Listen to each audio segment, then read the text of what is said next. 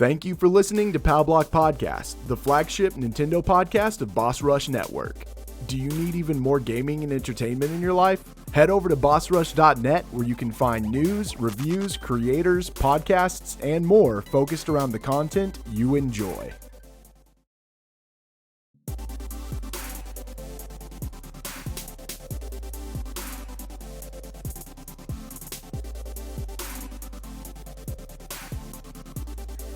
Hello everybody, welcome to Nintendo Power Block here on Boss Rush Network. I'm your host, the enlightened, excited Eddie V. Joining me is Bossman himself, the one, the only, Mr. Corey Derrick. Hello. It is a sad day for the world of video games, everybody. Don't say it like that. You're saying like someone died. Don't say it like that. But I am quite sad, Ed. We will get to it. Should We be have news story number 1. That should be. Well, we would get to that, but we got two special guests. You guys know him. You love him. Host of the Crossroads podcast and Boss Rush podcast and After Dark, the Gunner Hunter himself, the PC Muscle Race, the one, the only, the birthday boy who is looking fly, young. Ed, I have to go to fresh. bed at some point tonight. Come on. Please, everybody, welcome to one, the only Mr. LeRon Dawkins. Hey, what's poppin'? Oh. And everybody, special guest. He comes from a crew who knows their console gaming. The host of the Console Gaming Podcast.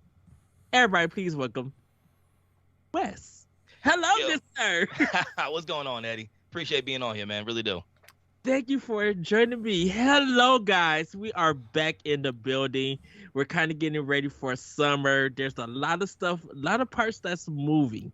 We got a great episode, but before we get into that, like Corey said, there's some sad news. Corey, I'll let you go ahead and talk about it. I mean, it's only sad for people who like the podcast, but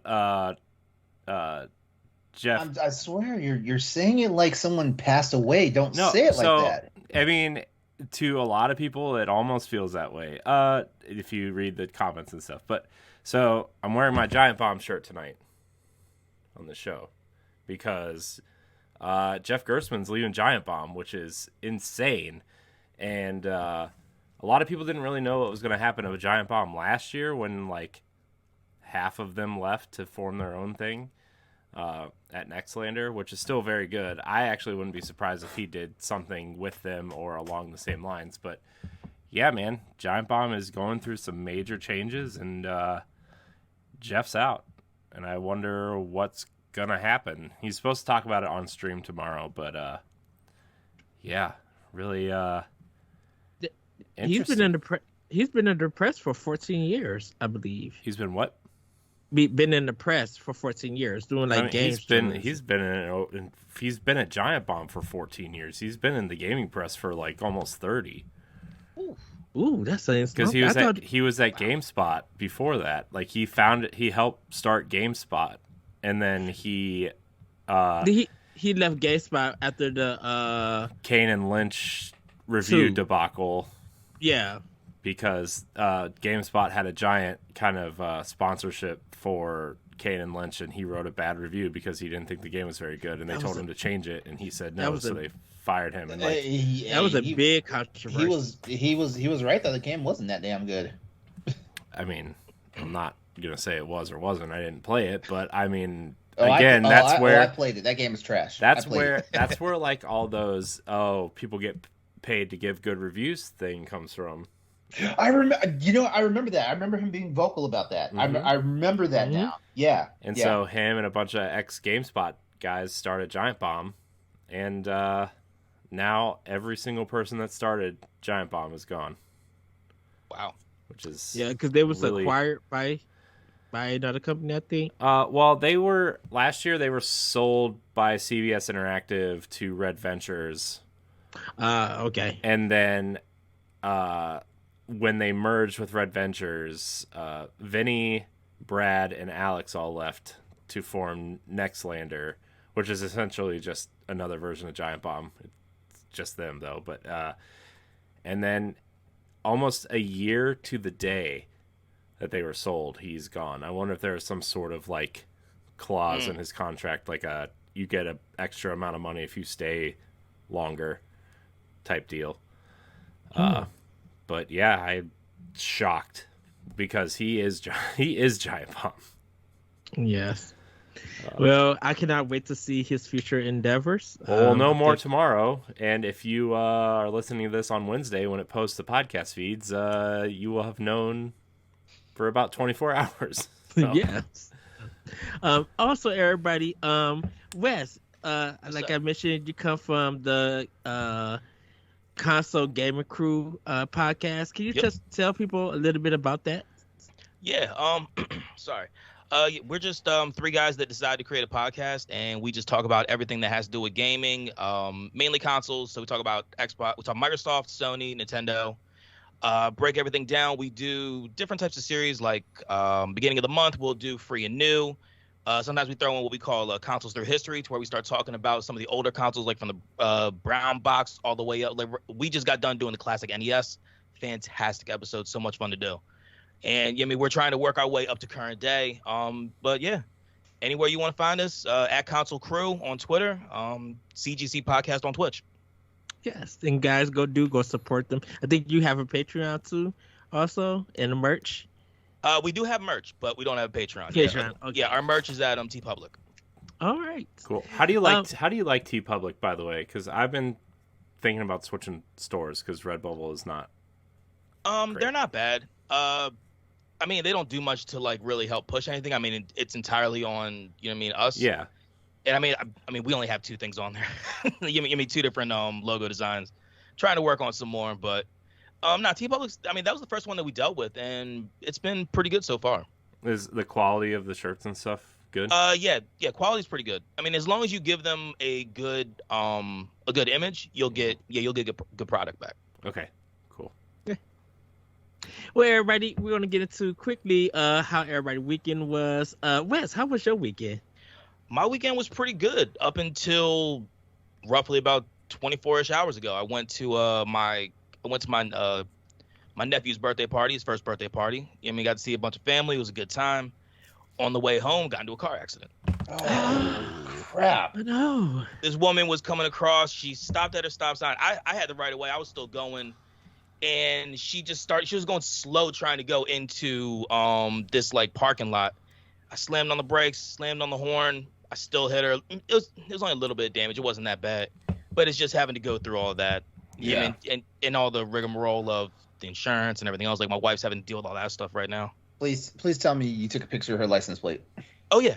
I got the license plate. I got everything. I have all of it, and we ain't paying nothing. So I'm gonna make sure of that. All right. LeRon, how was your weekend? My weekend was okay. I had a pretty low key weekend. My birthday was on Friday, and went out for dinner with my boyfriend, and then had some plans for the weekend, but they kind of got let's just say sidelined for now because my roommate has COVID. So it was one of those situations because I was gonna have a bunch of people over. Well, not a bunch of people. I was gonna have like a few of my really close friends over on Saturday for like a cookout and some stuff, and like do that. But he has COVID, and I didn't want to impose on anybody number one, I didn't want to impose on people in two ways. I didn't want to impose on anybody by saying, hey, would anybody like to use their place for it, and then that will be one imposition. The second imposition would be I've been exposed to somebody with COVID, and I didn't want to put them around, even though I've taken two at-home tests. I took one Friday and I took one yesterday, and both of those are negative. But I was like, you know what? Given that I've been in the house with him for a week and stuff like that, and he's completely isolated, barely had any contact. If we talk to each other, from across, from down the hall from each other and stuff like that. But I was like, you know what? I've been in the house with him for a week. He started feeling symptoms on Tuesday, and I was like, I got this morning, and I was like, okay, I've taken two tests, but the at-home tests, you shouldn't always believe a negative. you should go ahead and take the extra precaution. So I got this morning, and I went and found went to a CVS and got an actual PCR test. So I'll know in 48 hours, if I'm good, or if I need to stay in the house as well. But I've been fine. I haven't really been feeling bad or anything like that. I'm still recovering from a situation with my knee that happened last Sunday. Well, the Sunday before last. Oh no. Yeah, but beyond that, 47 doesn't feel that much different from 46. So You do not look that age, I swear. Thank you. I really wish I hadn't cut my hair off before the birthday. I should have waited till after the birthday because I actually feel like my hair like this makes me look older. Oh shit. Well, you're a young buck, so that's all that matters. Thank you. Corey, how was your weekend? It was fine. We went to my sister-in-law's for her birthday, and we ate some food, and Saturday was my daughter's last soccer game, so that was fun. And just kind of, hung out, had a low-key weekend. So, my cousin came over too, so I was happy to see her. Yes, nice. My weekend's been busy. Being somewhat store manager, I'm learning a lot, managing people, dealing with vendors and everything. It's really educational for me. So if I ever get transferred to another store and I get to that store, like an actual store manager where I'm in charge of it, I'll have that experience. But it's really been good. I got my hair cut. Shout out to my sister. Oh, she cut my hair. I felt relieved. I felt like new life.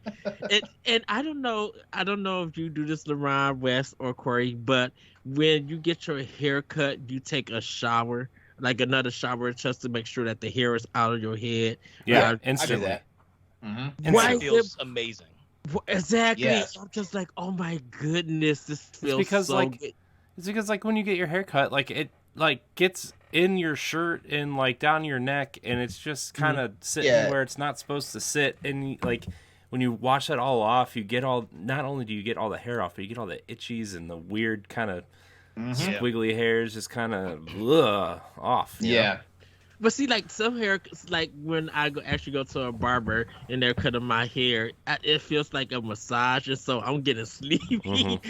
He ready to be like, "Who is this church?" That is awesome when someone's actually cutting your hair and they're not being rough with you. That is awesome. Oh yes. My favorite feeling is the buzzer when they go line the hair at the bottom of your neck. Just yeah. And they're being real just sends slow. a chill, just Yeah. I'm feeling it right now. That little chill. Yeah. I love when they put the balm on my head, like the stuff from the bumps and everything. I'll just be like, this is. I'm gonna so much happening. I'm gonna make a haircut appointment this week now. I usually cut when my hair is like this, I usually cut my own hair and stuff like that. And actually I had to it was funny because my boyfriend got mad at me. Well, he didn't get mad at me, but he was like, "Why did you cut your hair?" Because I actually did it when he was out in California for a month, and he didn't know about it until he got back. And he's like, "Well, why'd you do that?" And I was like, there was legit something wrong with my hair from the last time I went to a barber, and I tried to correct it myself, and it just never got fixed and stuff like that. And he was like, "Oh, I don't think anything was wrong with it." Well, for my birthday, one of the things he got me for a birthday present was basically like a picture collection of stuff, pictures that we had taken the past year and stuff. Yeah. And there was one picture I was like, "See, look at my hair." You can look, and it was definitely lopsided. I was like, "See, look at my hair. Y'all thought I was freaking crazy. This is it. This is the one." I don't think what side of the head your hair falls on. I think people think of you how they want to think of you, LeRon. No. There was no symmetry, and it's not like I need like the perfect cut and stuff like that, you know. But for what I was trying to do with my hair at the time, it being more dense on one side was just really messing with me. That's why I just shave it all. Right. And that's the best part. Once you get that first shave and then you go under the shower, because the water hitting your head is just a brand new feeling. It's just, it is The one is thing the best. the one thing I cannot stand about having my hair this low though is when it rains and water just straight hits your head. I can't stand that. Oh no.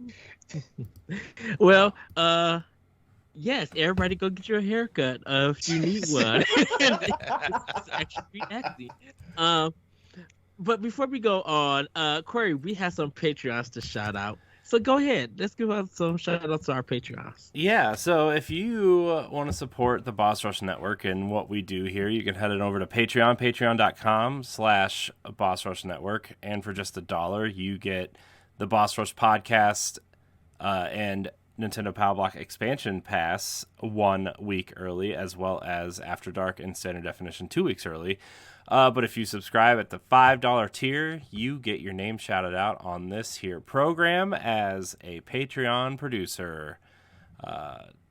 So, without further ado, our Patreon producers for this episode are Quentin Jackson, Rebecca Jewell, Adriel Munger, and my wife, Sana Dierig. I want to thank all of our Patreon producers. I want to thank all of our patrons. I want to thank all of our free listeners. And, you know, we never really thank our live viewers. I want to thank our live viewers as well here on Nintendo Power Block. Remember, you can find us live on Monday nights on twitch.tv/Boss Network as well. I want to thank everybody who listens to the show. It means a lot, especially with big old 300 coming up. The road to 300. Oh, Corey, I tell you, that list is ever changing. So before we move on, Ed, I was looking at all the people that we've had on and guested, and because I'm prepping to put the rest of the episodes on the podcast feed, like the very first episodes. Mm-hmm. And man, dude, we've met so many people over the last 7 years. Yes, it's ridiculous. Yes. Anyways, that's a little reminiscing there. That happens a lot these days, I think. And it's so weird going back to, and I don't know if you do this, LeRon or you, Wes, that when you go back to your old work and you listen to it, and you hate it. Everything is cringe. Everything is cringe. Yes, I was just going to say that. Everything is cringe. No, that but first episode is so, oh man. Oh, that God, that first episode, oh my God. But listening to more of the conversations, not the quality of the show, but hearing the conversations, be like, man, I thought that, or I can't believe this actually happened. Like we were so stupid. Like that's what I got to say about my first episode. Like yo, our first episode of CGC, like we were so dumb. We were so like giddy and laughing at everything. I know our first episode was dumb. We had Logan on our show. Logan was one of the originals for our show. And Brody too. Yeah, oh, man. Oh, Brody is. It's always a pleasure with him. Like, man, Brody can be a nut. we gotta get Brody back on something. And Jeff. I like them both. Shout out to Diggity Podcast. Shout out to what they're doing over there at Spawn Camp. By the way. They're doing a wonderful job. They just they just crossed 250 recently. Like I want to say like 5 or 6 weeks ago, they crossed episode 250. Mm-hmm. Yeah, I do need to listen to their state of play. I want to hear it. Their state of play recap was nice, man. You know what? Because we did our state of play. You, me, Austin, and Stephanie. Stephanie on the Thursday. Yeah, and they did theirs. They recorded and had theirs ready to go by Friday. So I listened to their state of play recap, and I was like, man, like they made us look like slouches. And I thought we did very well. They're very good at what they do. Yeah, they're good. They're so good, and like it's just natural for them. Mm-hmm. Yes. Yeah.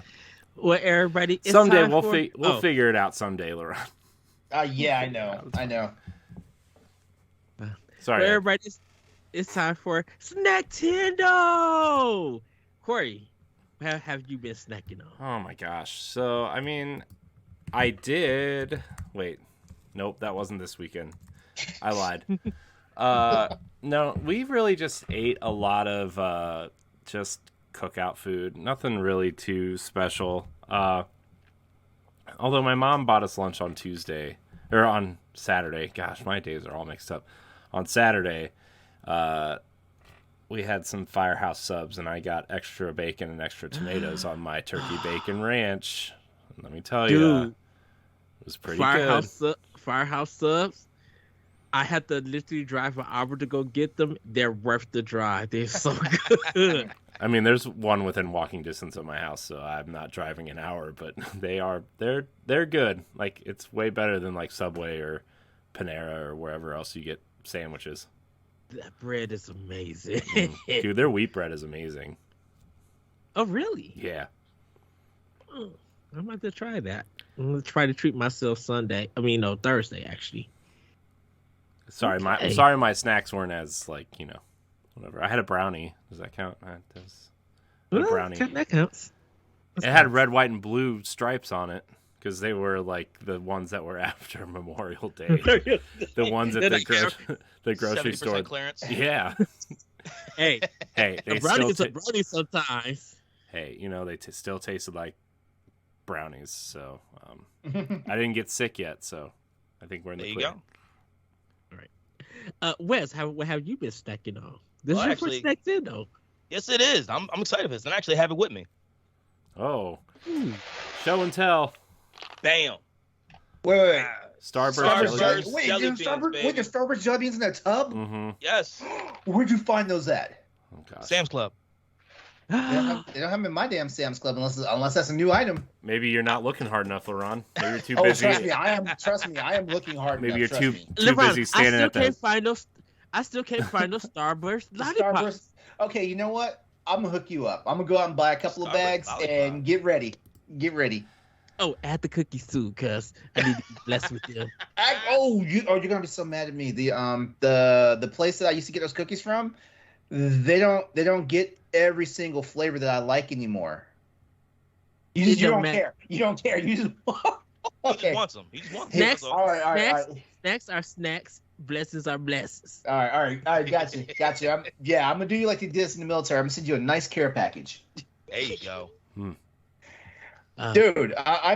I'm going to look for those Starburst jelly beans. You shouldn't have told me that. Look, no. Yeah. Actually, maybe that's a bad thing. I'm seriously gonna rot my teeth out. 3 pounds. Is it those are the classic flavors too, right? Oh yeah. Okay. Yeah. Cherry, orange, strawberry, lemon, green apple, and grape. Well, wait. No, they don't have green apple in the regular ones. Okay, so they got a couple. They got a couple of goodies. Like I said, yo, man, I will literally pour the cap full, and then that's what I snack on. Like my wife and I, we've recently been playing the new Mario Brothers Party game. Mhm. So the Superstars. Ooh. Yeah, we've been playing that together. So like, I will pour just a cap full, and we just sit there and just go back and forth and just eating them up. Yo. Love it. Love every bit of it. Yes.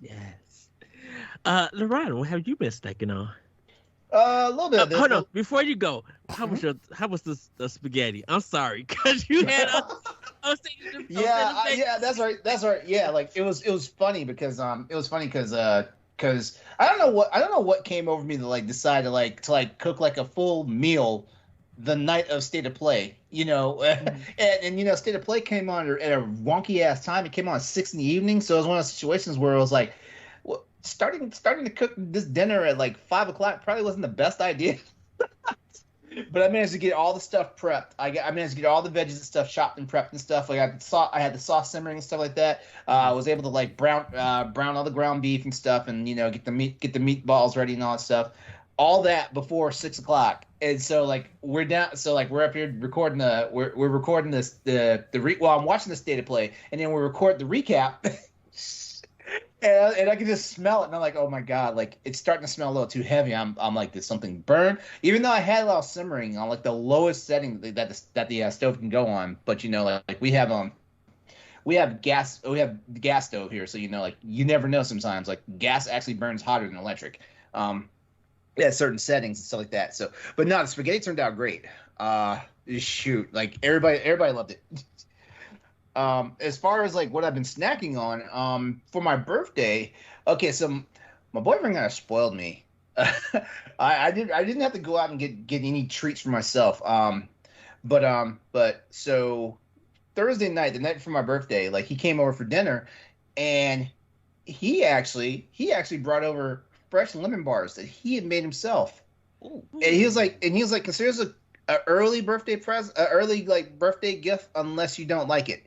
And I was like, oh, I'm pretty sure I'm gonna like it. It's lemon, it's confection, it's got powdered sugar on top. I'm pretty sure I'm gonna like it. Yeah, like I enjoyed it.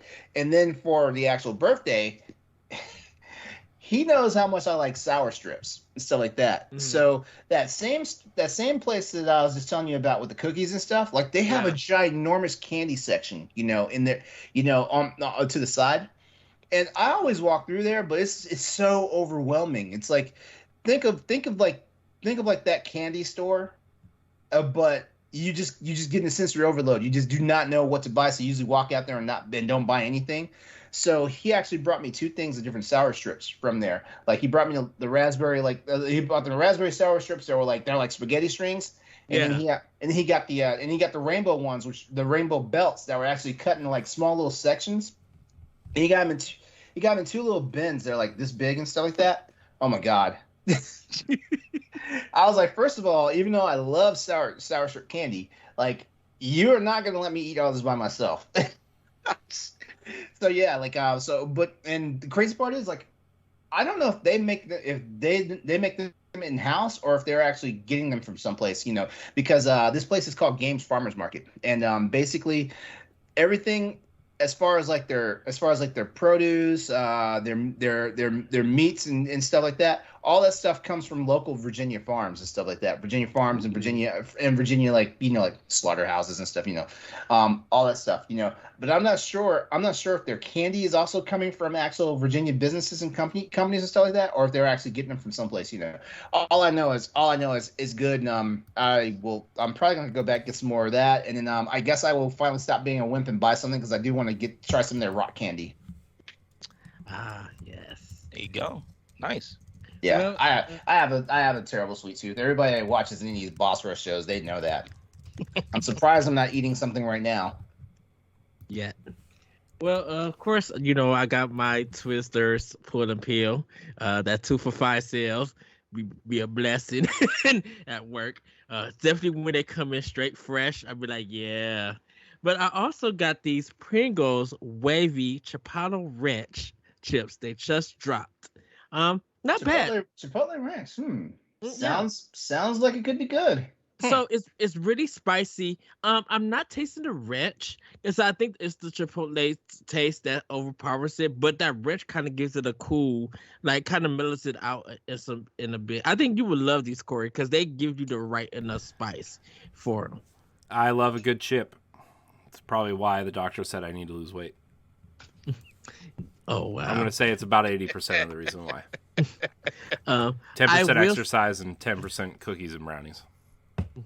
I will say that I had some bad Chinese food. I had some chicken lo mein, some fried rice, and I don't know what they used, but it was like greasy and it didn't have no taste. And I'm just like, wait a minute, this is supposed to be bomb big. This is like Kraft macaroni done ghetto style. What kind of world is this? Like, wait, what was this again? I stepped away for a second. What was this again?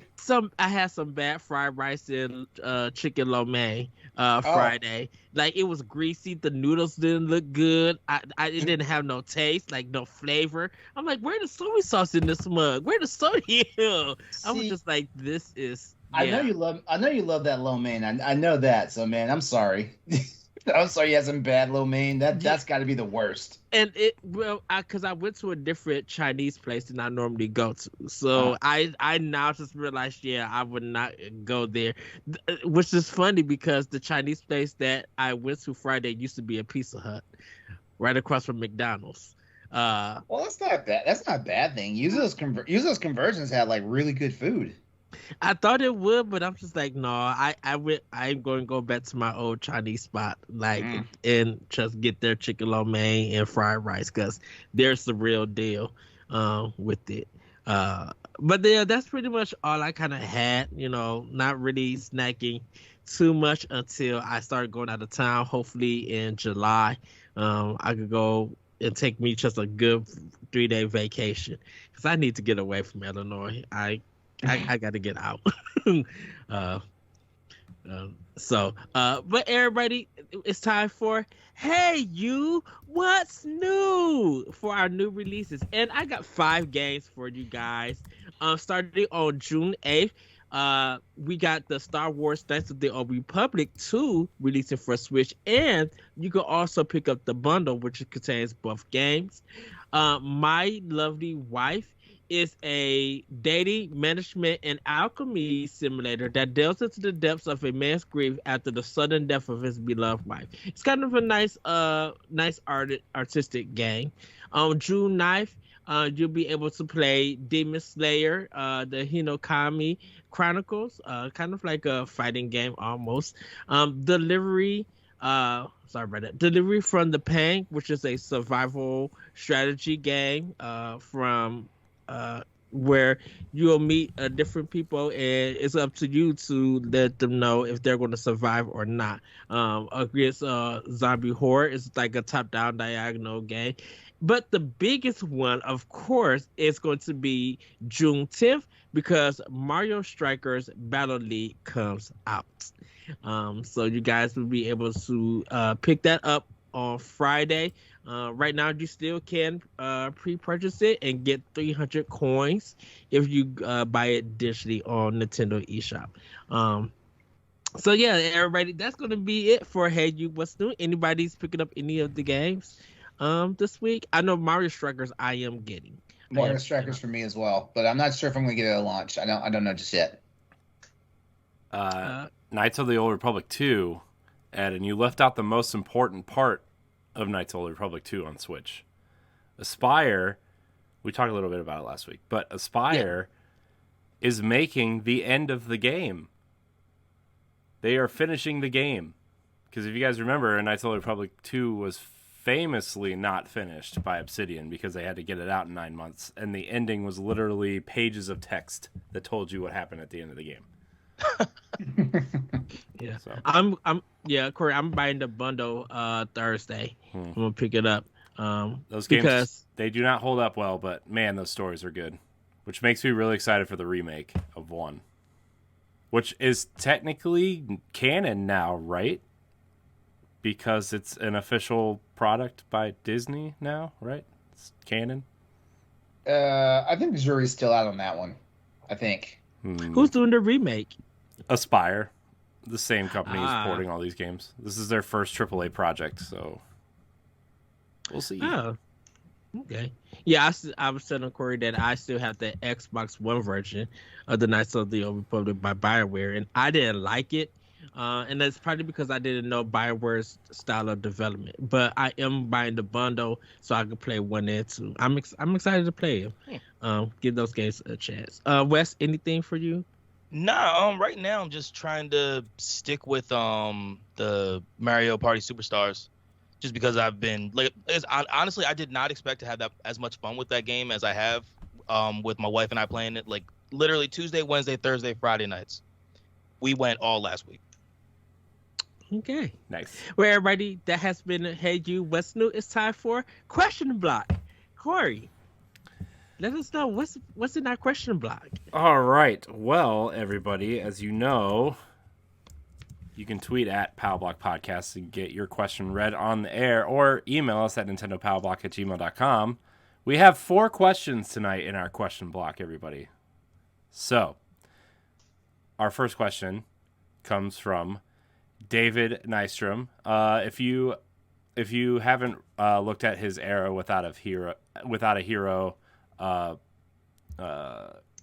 works that he's been writing, you should check it out. It's all about the timeline where Ganon wins and Link dies, and it's really cool. It's a really cool kind of fan project. He's been working on it for years, and his YouTube channel is all this kind of remixed music that he's been putting out and stuff. It's so cool.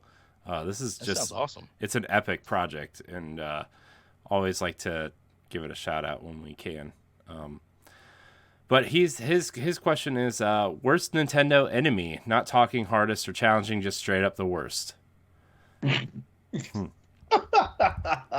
gosh. Anything Kirby related. No, I'm just kidding. Oh, wow. I'm just kidding. Man, I you just want to piss the fans off, don't you? Mm-hmm. Yep. I think that the worst enemies are Koopa Troopas. Wait, what? Dude, you jump on them and the shells just go rogue, man. They don't know where they're going, and like you gotta, like, when you see that thing coming at you in Super Mario 3D World, you got to start doing math and trigonometry and stuff and figuring out the angles so you can dodge those things. That's them having their revenge plight. That's what that is. That's exactly what that is. Also, any enemy in Skyward Sword, because every enemy is a puzzle, and I don't like that. Oh, wow. I'm angering a lot of people today. It's fine. You know what? Oh, you know what? I didn't realize that it could be that simple. Like, I heard worst Nintendo enemy. I was thinking, like, you know, like the bosses or the big bads and stuff like that. Because I was definitely gonna say Bowser. Like, the only time Bowser is not bad is when he's actually your ally. That's the only time he's not bad. But I mean, this dude sucks. Look at LeRon's analysis of an enemy. Oh, if he's not a bad guy, he's a good guy, and you're the good guy, so he's your friend. That's not true. That's not true. Like, no, come on. We've known Bowser for how long now? Like, I mean, like, Bowser's basically like a staple of like almost every gamer's gaming career. You know, Bowser, and you know, like, when has any of his schemes come true yet? And I know. Well, number one, like, he's getting thwarted by a plumber.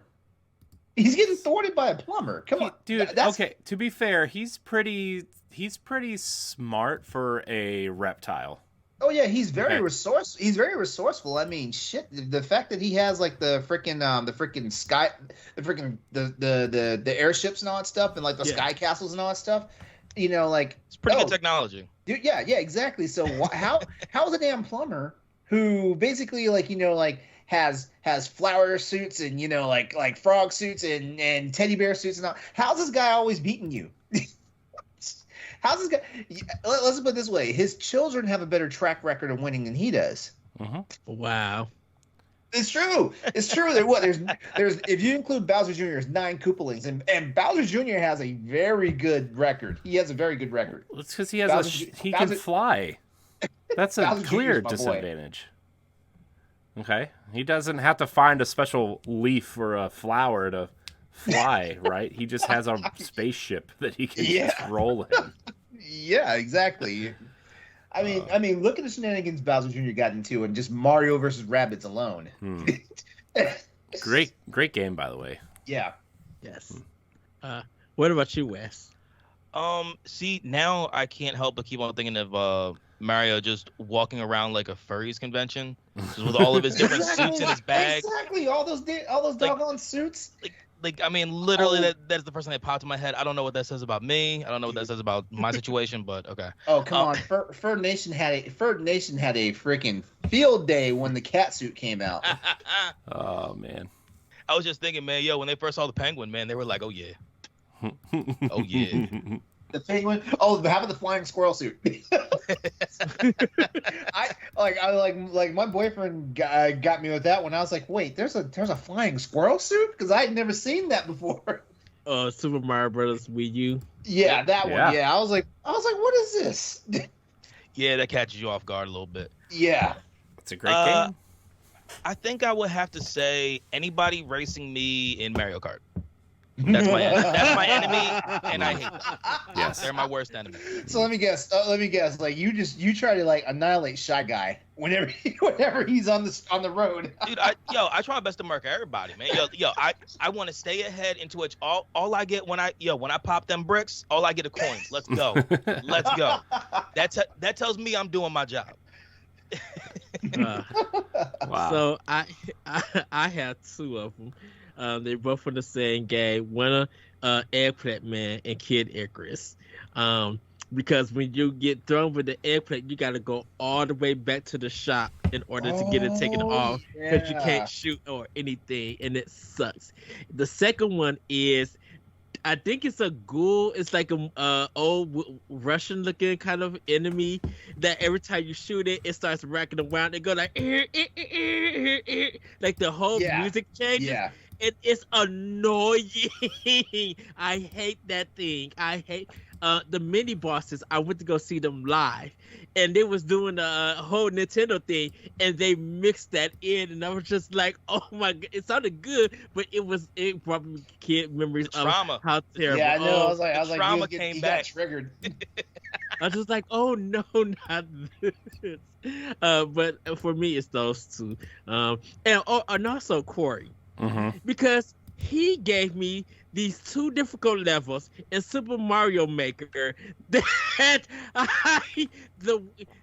Oh, you mean the two levels that I made and you said, oh, you shouldn't you should be making levels like Nintendo makes. And I'm like, no, I should not. I didn't say that. You did. What's happening? You literally told me Nintendo makes better levels, and I'm like, yes, they do.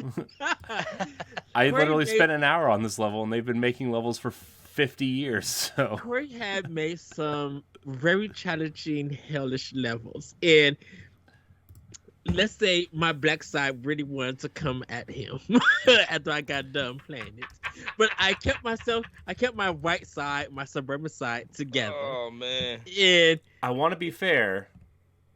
The levels were actually pretty simple. They were all about timing, Ed. And yeah, but you had a lot of twists and turns and tricks and everything. Oh, I'm you mean what like kind of when drag race level is this kind of nonsense? you mean the level where I made this entire elaborate level going left to right, and then all you had to do is jump up into the pipe to end the level? Actually, that's the That worst. would probably mess everybody up. Here's my candidate for the worst Nintendo enemy. Everybody that makes damn Mario Maker stages. They are the worst enemy. I have some fun ones. I have some good ones. I love you, Corey. Man, Mario Maker, if I had more time on my hands, I'd experiment more. I've been wanting to get Game Builder Garage too, but like I sit there. I gotta put more into it. I sit there and I'm like, when am I gonna have time to do this? You know, never. All right, Corey, back to you. Back to me for what? What are we doing? What? Oh, question block. Right. Oh, the next question. I forgot. That's okay. It's fine. Okay, I'm just excited to be here. What new sports game should Oh wait, hold on. This is from Jack Brow, our contributor at on the writing team at bossrush.net. He writes, "What new sports game would Mario and the crew take on? There has been baseball, soccer, basketball, Olympics, etc. But we need something new. You know, it'd be fun. Hockey. And it would be like Wayne Gretzky's 3D hockey, or like NHL hits or whatever. NHL 94, but with sprites. That'd be pretty dope. Yeah. Well, okay, so I will see your hockey and raise you wrestling, whether it be collegiate wrestling or WWE wrestling. I was about to go. Can you imagine the finishers that Mario, Bowser, Peach, Rosalina, Pauline, the women's division would be hilarious. Oh my god. I was gonna say like backyard wrestling. Exactly. Yeah. Exactly. Now you're making me have flashbacks. Luigi in a table, ladders, and chairs match. Hey, because Luigi got that flutter kick jump anyway. So. Yeah. Mixing Royal Rumble with Smash, Well, like smashing them out the ring with the smoke and stuff, that would probably be funny. Well, remember there was that canceled wrestling volleyball game. Yeah. With who? Next level. With level. With Nintendo characters? Yeah, it was supposed to be. This one. Huh. Yeah, it was supposed to be one of their sports titles, like for the GameCube, I think, and they just couldn't get the mechanics to work correctly because it's wrestling and volleyball. How do you mix those two things? And also, I'm gonna go ahead and say one more. Nintendo is synonymous with Tecmo Bowl, so how come there has not been a Mario Bowl game yet? See, it's funny because that's what I was thinking. I was thinking football because football is only popular in America and not anywhere else in the world. I mean, you're not wrong, Core. You're not wrong. You're not wrong. You're not wrong. Well, I'm sitting here wearing my Philadelphia Eagles shirt. But come on, but come on. Just imagine like Mario like doing like the long throw and like it's like basically like charged with the fire flower. Come on now. No. You have the offensive line is a bunch of toads and the defensive line is a bunch of what are they? Dry bones. Yeah, there you go. yeah. But come on, we can be really creative with this, right? Because you could have a sub menu, like when you're whether you're offense or defense, you got a sub menu for when you want to foul people, and that's when like the blue cell comes out, or if you're on offense, you have the invincible star and all that stuff, and just like nobody can tackle you for like 5 seconds. Yeah. If the wide receiver can get past the defensive back, then he gets a block to hit and goes ahead and gains speed or something like. Yeah, exactly. I have a simple answer, which, by the way, Wes, to your point, to your Philadelphia Eagles, I'm currently boycotting my football team right now. So, well, yeah, because it looks like your football team might be sending your quarterback to my other team. Oh, the Panthers? I'm also a Panthers fan. Yeah. Also, I'm not happy about it, but 2 more people have filed lawsuits against Deshaun Watson this weekend too. So makes it 24 sexual allegations against this man that we just signed a guaranteed $250 million. So, great. That sounds like a regret. Yep. Anyways, back to Mario Sports. Dodgeball would be super fun. I think like 4-on-4 dodgeball or 5-on-5 dodgeball. Yeah, pretty much. Yeah, just copy Knockout City's template, make it a lot fun, much more fun. Mm-hmm. I would mix 1080 or rollerblading with Mario. Hold on. Derby. Why don't they have like a snowboarding or just an exports game? SSX. Yeah. Exactly. Oh, 1080 snowboarder. We gotta wait for dark mode because now they could do all kinds. They could do all kinds of things. They could package it all together. They could do rollerblading, snowboarding, skateboarding, motocross, ATV. Essentially just give us the next game. Mario X games. Games. I miss. As a matter of fact, there you go, Super Mario X. And it's nothing but X games. Yeah. Bam. Right there. Wow. Look at us. Somebody tag them, please. Thanks, Nintendo. I do miss that. What was the motorsport game on PlayStation? On PS3? What was the name of that one? Which one? Don't give me the line. Motor. Are you talking about? I know what you're talking about. Motor Storm. Yeah. I missed that series on PlayStation. That was a really good series. It was.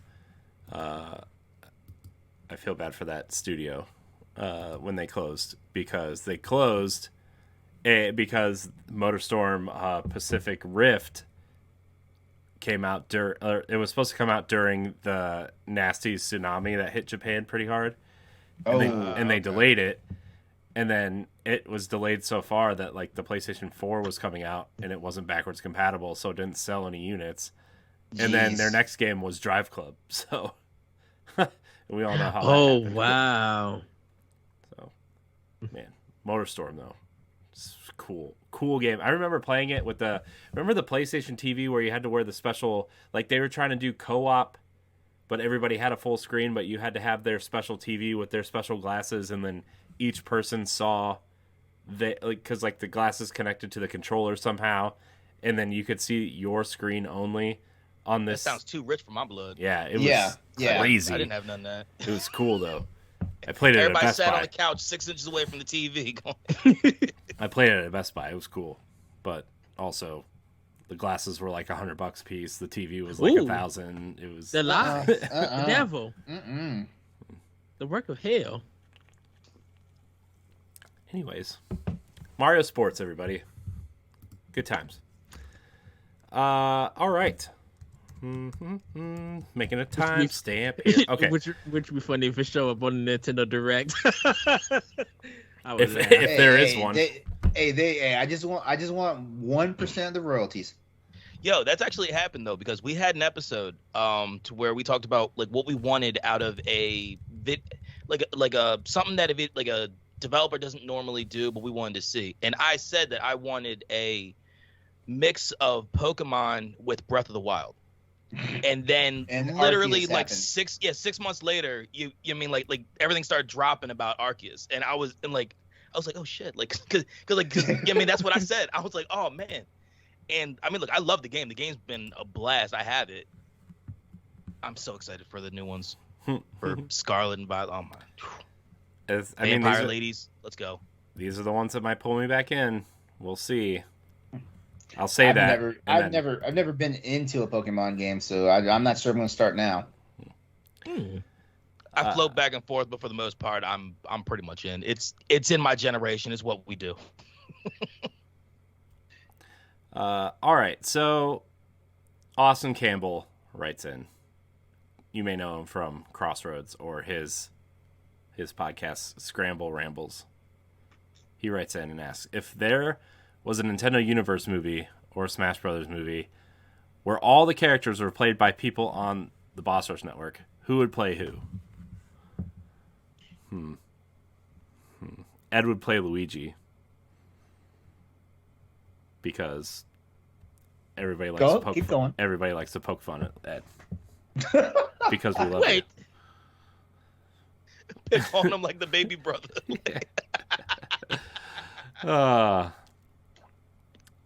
I'm just kidding, Ed. We love you. Well, no. Who would you cast Ed for then, Corey? If you're just playing. I mean, no. Well, the rights would be Samus Aran, so that's like. Wait, who? Samus Aran. As long as I'm wearing the Zero suit. Come on now. Zero suit has sleeves, LeRon. I don't know if you would be allowed. Well, I'm not wearing the Justin Bailey suit. I'm not wearing a leotard. Wow. Let's Come on, see. y'all. The zero suit's sexy, So- but you know, if I'm gonna be Samus Aran, I'm gonna have to wear the dread suit. The dread suit is just amazing. Dude, the dread suit is really awesome. Yes. When they make like a statue from when they make a statue of that, I'm gonna have to get one. I'm gonna have to finish the game first, but I thank Stephanie for getting me the Metroid Dread amiibo set because man, that Samus is so hot. Yeah. I think I don't know. I think Austin would be Donkey Kong. Oh no! I don't know why. For some reason, I think when Austin asked this question, my immediate thought was Austin reminds me of Seth Rogen, and Seth Rogen is playing Donkey Kong. So oh my god! that's where I went with it. I don't know why, but that's where I went. I know. Celeste would be Zelda. I think Stephanie would be Sheik. I'm pretty sure they're the same person. Yeah, they're the same person. Yeah, I was thinking. Actually, I don't know. Like Stephanie loves some Legend of Zelda series. She would probably be the female version of Link. She would just Winkle. she would just basically like just I'm Link. I don't care if he's a male. She would be. My goodness. I see Celeste because I see Celeste like she's like our debutante. So I see her as being like one of the like either Rosalina or Daisy or. I was thinking Daisy, like Celeste immediately just puts I see Daisy. She'd be she's our debutante now. So I mean, that's just the way I feel about her. I feel like I would be Tingle, in a sense. Okay, 100%. yeah. Corey, you were right. Everybody likes picking on Ed. So look what Ed does. He picks one of the most annoying characters in the Nintendo universe ever. Annoying and weird. I think Ed just wants to dance around in a green unitard with the red tidy whities. Wow. Live your best life, man. Ain't To nothing be wrong fair, with it. Go ahead. I wouldn't be surprised if he hasn't done that already. I have not yet. I think TikTok would love it, man. Come on. Yeah. Oh wow. Come on, Ed. We need to work on our TikTok game. You got to get on there. Good luck with that. Good luck and God bless. We need Good luck and God discoverability. bless. Oh man. I say that a lot to some people. I'll be like, good luck and God bless, and I'll dip off. I think Jacob would probably be. I think Jacob would probably be Diddy Kong. I can see that. Diddy Kong, he's way cooler than Diddy Kong. He's way cooler than Diddy Kong. He's like I don't know. I look at Jacob and I see the Pokemon trainer.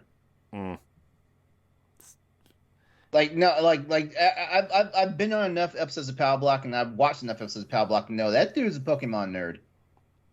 He would definitely fit that role. I feel like Grayson would be a professor, even though he's friend of Boss Rush. I feel like Grayson would be like one of the professors from Pokemon. I could see him. What would Dan and Dave? I know David would probably want to be. No, David probably would be Link, but which Link would he want to be? I think Twilight Princess Link. I would say.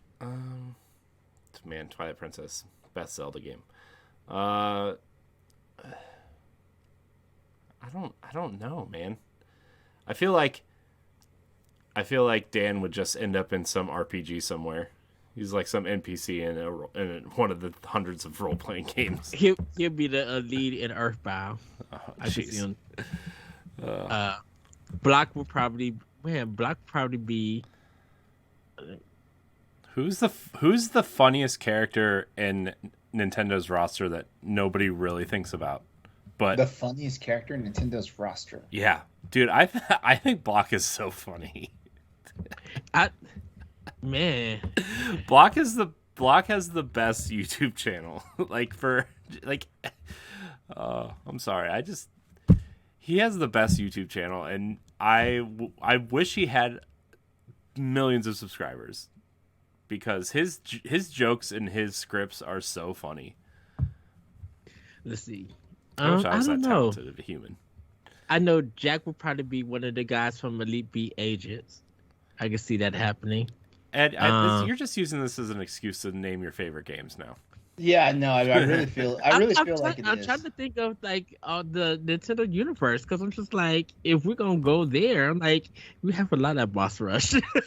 So I was thinking that when the question was asked, I'm like, you guys aren't even naming anybody from like, from like my generation of the Boss Rush family. Like, essentially, yeah.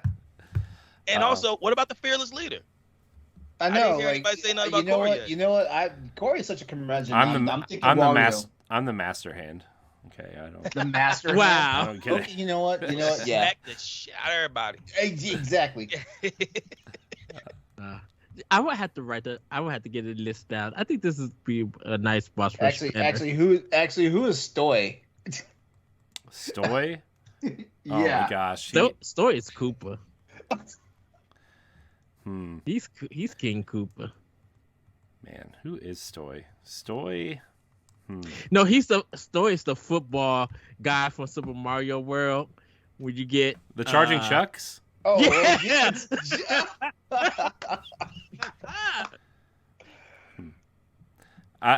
When you said Stoy, this is gonna sound really mean because the game is really bad, but when you said Stoy, I thought of the protagonist from Devil's Third for some reason. Devil's Third. I'm not familiar with that one. It's a game that the guy from Ninja Gaiden. Yeah. I remember that game. I just don't know much about it. I remember that game. Yeah, it was a black dude. He got like all this Chinese writing and stuff. It was an Xbox 360 exclusive. No, it was a Wii U exclusive. Right, but before that, it was an Xbox 360 exclusive, and then Nintendo picked it up and got it for Wii U. I don't know why. Story just seems like that guy. I pulled up. I turned on Smash Brothers to find more characters. Man. Anyways, that's. I don't have any more answers. I'm not good at this. Yeah. I think we can move on. I feel like this should be something for like a topic for a show someday, like an expansion pass or something. Yeah. Which, by the way, you can get for 1 week early for just $1 on Patreon. Shameless plug. All right, our last question comes from Josh Martinez on Twitter. He says, This is mostly aimed for Ed. You guys clearly love Nintendo, especially given the shocking news of Ed being a Nintendo fan. Shade! That was It shade! was awesome. I laughed so hard when he did. Remember around that episode when I said that I was a Nintendo Boss Rush podcast, and Corey's just like, yeah, really? Yeah, yeah. Josh, I love you, but that was shade. True, perfect shade. What about it makes you love it so much? I've told this before, but as a young kid, I didn't really have friends, and so I grew up playing a lot of Nintendo, and I just that was my console that I felt like was a friend to me in a sense. Plus, I was good at playing video games, and like pretty much at times, like Nintendo literally saved my life for a lot of stuff. So, like pretty much that's why I love them. I mean, Nintendo just kind of is like always felt like home a little bit, like you get into, when you look at like Xbox and PlayStation, you get into these hardcore shooters or stories that are not exactly cheerful, right? Like The Last of Us or God of War or something, right? They're meant to aim your focus in a certain direction and not necessarily fun, I mean, those games are fun to play for specific reasons, but like they're not aiming to like make you smile, right? And so when you and not obviously not all Xbox and PlayStation games are like that. I'm just kind of using those as examples. But like when you go into Nintendo and you're like sitting there playing Mario or something, and it's so colorful and whimsical, and you're not really thinking about, oh my gosh, is Peach gonna die? Is Bowser gonna stab her through the face with a baseball bat or something, right? It's because Nintendo's afraid to do some crap like that. Not really. I mean, Link in Wind Waker stabs Ganon straight through the skull. Well, it's expected now. I mean, that's expected. I mean, but the first time it happened, I was pretty fucking shocked. I was like, did he? I was like, whoa! And apparently, like my introduction to Link stabbing Ganon in the skull was in Wind Waker, because I completely skipped Nintendo 64 games where it actually happened for the first time. But then again, Zelda's always been dark, because you shoot that sucker through the heart with the freaking silver arrow in Legend of Zelda. Zelda's always been dark. Yeah. I look at it as a bridge. So when it comes down to Nintendo, it's always that bridge to be able to get you to something else. So when I was a kid, we started off with Nintendo, and then from there we were able to go ahead and we played Sega, and then just continued on to the modern consoles. Like my kids right now, I have a 6-year-old and a 2-year-old, and both of them, we're starting them off on the Switch. We're starting them off playing like Mario Party, Mario Kart, stuff like that, to where that it helps you get used to controls to be able to play those more intricate games later on. It gives you a good foundation, in your younger years, in your formative years. And that's why I have a Switch. That's why I had GameCube was one of my most favorite consoles that I've ever had in my life. That was one of the first consoles I had when I moved out on my own when I was 18. So so like stuff like that, it always holds a certain spot. Yeah. As far as me, there's just some really fun games. I typically go for the more mature stuff, as far as like Nintendo games and franchises are concerned. So anything that like just gets my my sci-fi, that type of nerd me going, I always pick up, which is why games like if we're looking at some of the more recent stuff like Metroid Dread, Astral Chain, stuff like that, of course, like stuff you find on Switch now. I'm just talking as a mature gamer right now and stuff like that. But we go back into like the history of it and stuff like that. Like a lot of my big fun, it was actually some of the more mature stuff too. Like because NES Strider. Like I remember, I played that game. Hated that game. I played that game to death. I mean, yeah, like it's one of those games that doesn't stand up the test of time now, but I mean, it was fun back then. Of course, like Metal Gear, stuff like that. Actually, now I think about it, like it seems like I always had a flair for the more mature stuff. Nintendo, people think it's like a whimsical machine and stuff, but like it pumps out some more mature and thought provoking stuff out there. You just gotta look for it. True. Yeah. True. Well, I guess we can wrap question block. Ed, what's it time for, Ed? It's time for Femi News. Yes, Corey, take it away. All right, Ed. Well, we have a bunch of stories today. Did not think we were going to have a lot. Turns out we do. So our first story comes from Ed Nightingale from Eurogamer. Sonic Frontiers had a gameplay trailer debut on IGN this past week, and fans were not happy about it. Sonic Frontiers gameplay has finally debuted, but not after a surprisingly negative reaction for Sonic fans. The hashtag delay Sonic Frontiers started trending after a recent gameplay trailer that was dropped on IGN last week, with complaints of texture pop-ins, bland design, slow frame rates, and a substantial lack of enemies. According to Eurogamer, some fans have even said the game looks soulless, and the animations look, quote, stiff and unnatural. Even noted the popular community leader Dreadnux, who runs the fan site Sonic Stadium, stated that his main concern is, quote, the entire concept, and that it's just not the Sonic game I was hoping for in 2022. Sonic Frontiers is the first major 3D release in Sonic Forces in 2017, with other 2D and spin-off releases since then, such as Sonic Mania, Team Sonic Racing, Sonic Colors Ultimate Edition. The next 2D outing is also due out on June 24th, entitled Sonic Origins, a complete remastering of the first 3 titles and Sonic CD. Guys, should Sega delay Sonic Frontiers? Now, before you guys answer that, the Sonic Twitter account just announced that they are having some sort of presentation on Tuesday.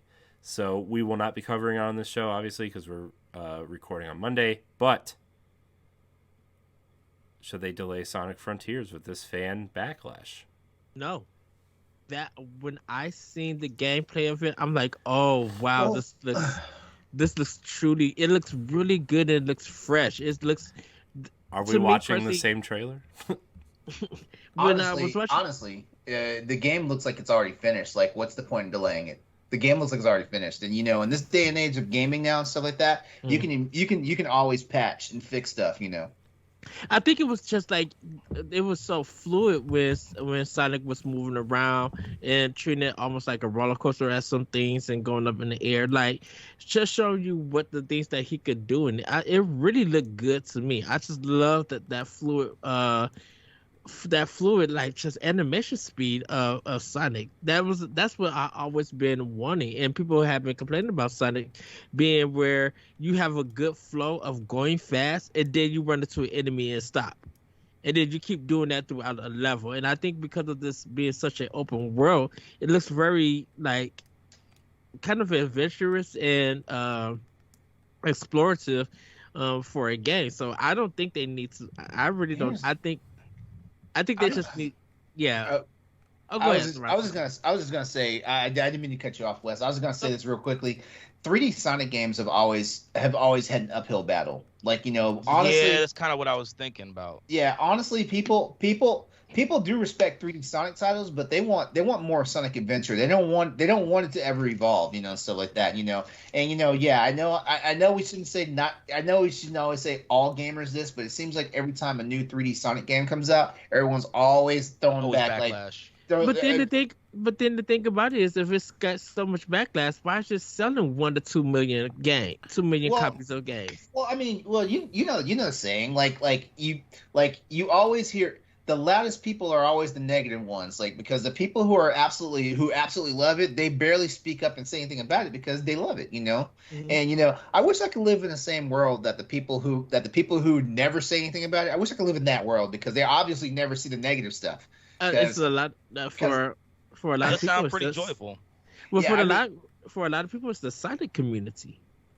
No. Honestly, let's be serious.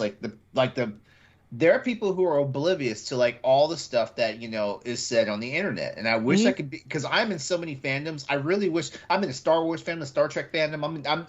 I'm in all sorts of fandoms and stuff like that, and I hear more and more stuff that's always negative than I do about the positive stuff, and I enjoy all this stuff, stuff like that, and I'm like how for every one comment about something good, there's 30 comments about something negative, and stuff like that. And I'm like, why am I always the 1%, stuff like that. And that's kind of the way I feel with all these communities in gaming in general, stuff like that. Like everybody's been on shape about the way, like, something goes on in a Mario game. Everyone's been on shape about, well, I mean, you barely get Metroid games, so people are just happy whenever those come out, and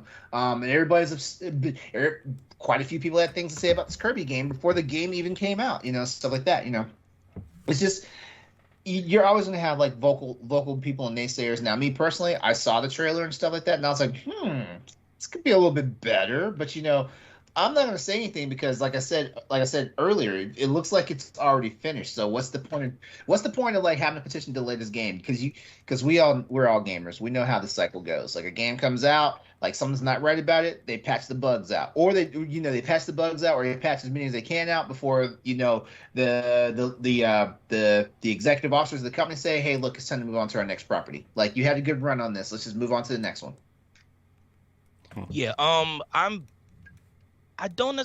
not mad at the fact if they delay it, just because we've seen when people who are associated with the Sonic universe, we've seen what they do when they realize they're at fault. And or you talking about the Sonic movie? Well, I mean, I am leaning into that part, yes, but but I mean, like, I mean, think about it. Ugly Sonic from the OG trailer, like, that created such a backlash that they literally had to redo the entire damn movie. And then he got his own movie on Disney Plus, pretty much. Yeah, exactly. I mean, I'm not asking for that with this though. Like, I don't mind the thought of 3D Sonic, and I also thought that it did look very vast. It looked a lot like I can't think of the No Man's Sky. You know what I mean? To where like you can see so far and you see nothing. You see nothing. You see nobody. You don't know what's going on. Like, I just think that they have the potential of doing something really cool with this game, especially with it being 3D. But I also love my 2D Sonic. I love my platformer. So I wouldn't be mad if they try to figure out a way to really flip the script on, on that side of the gaming world. Mm-hmm. But I'm also fantasizing like crazy when I'm doing this. One thing I will say about when people come out with like negative hashtags like this, especially about something that's not out yet, I'm always like, calm the hell down. You have not seen the final product yet, so you do not know if this is like the next greatest thing before it actually comes out. I know off of first glance, it looks like it's bad.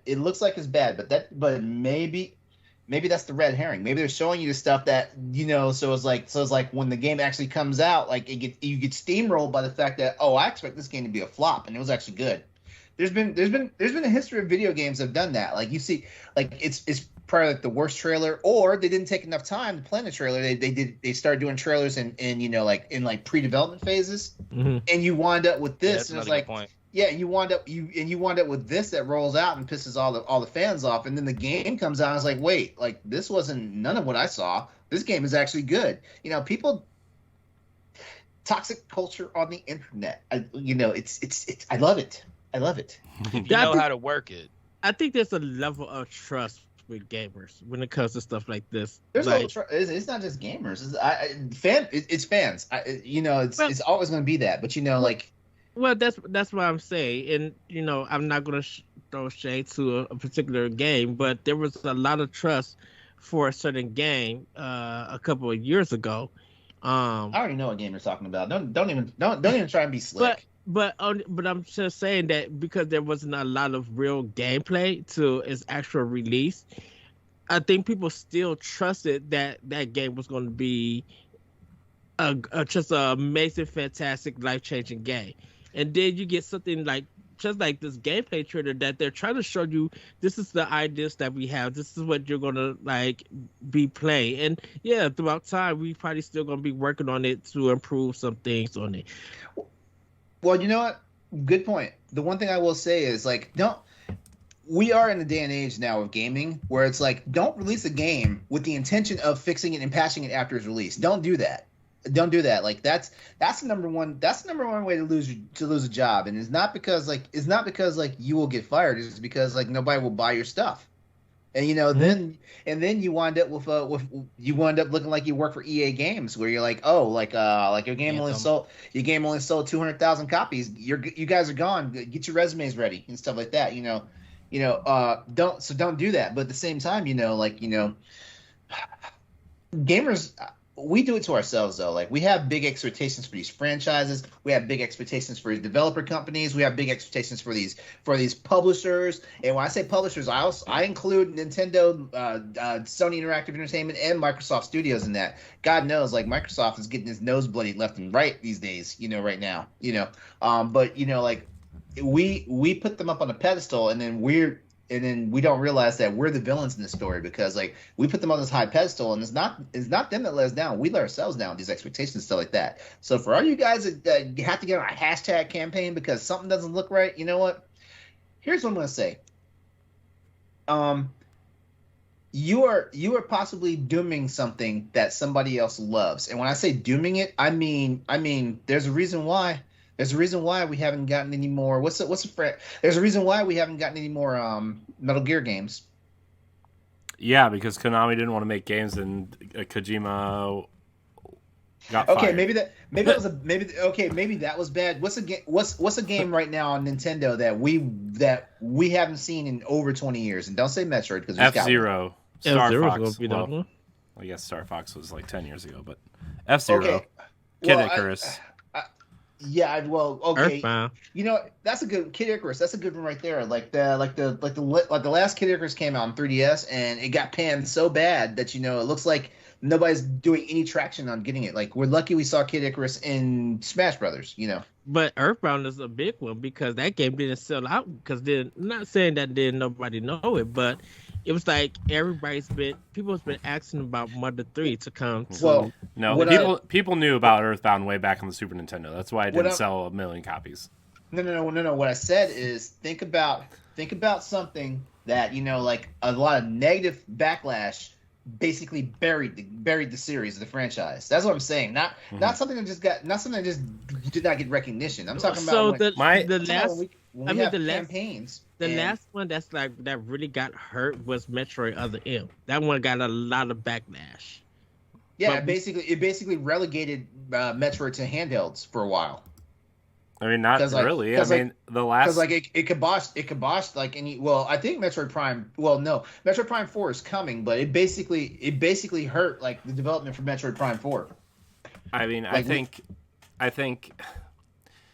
the thing with Sonic right now is like Sonic is bigger than ever because of the movies and the toys and the comic books, and not because of the games, right? Like, yeah, the only games anybody wants to play are the ones that we grew up on, right? They want to play. Yeah.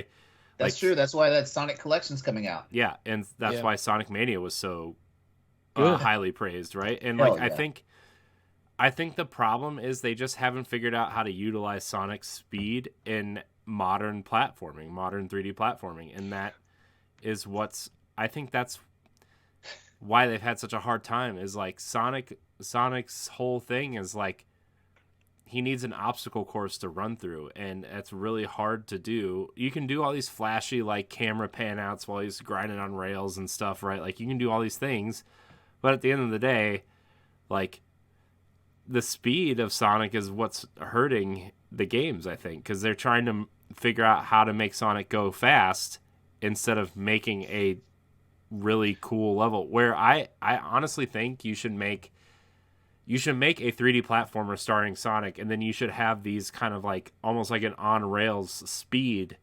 section, right? Like the killer whale of Sonic Adventure, or something like that. And like focus on having a really good 3D platformer. But I think they tried to do that with Sonic Generations in the sense They 'cause it was didn't, like though. a mix. They didn't. Yeah, I though. actually enjoyed Sonic Generations. That was the funny part. And I a actually lot of enjoyed it that. was 2D anyway. Yeah, you know what? I'm glad you mentioned that, Corey, because like when you were saying it, I was thinking in my head. I was like, what changed with Sonic? The concept of Sonic did not change. Like gaming technology changed, and like the engines got much more realistic and stuff like that. So it actually seems like Sonic slowed down.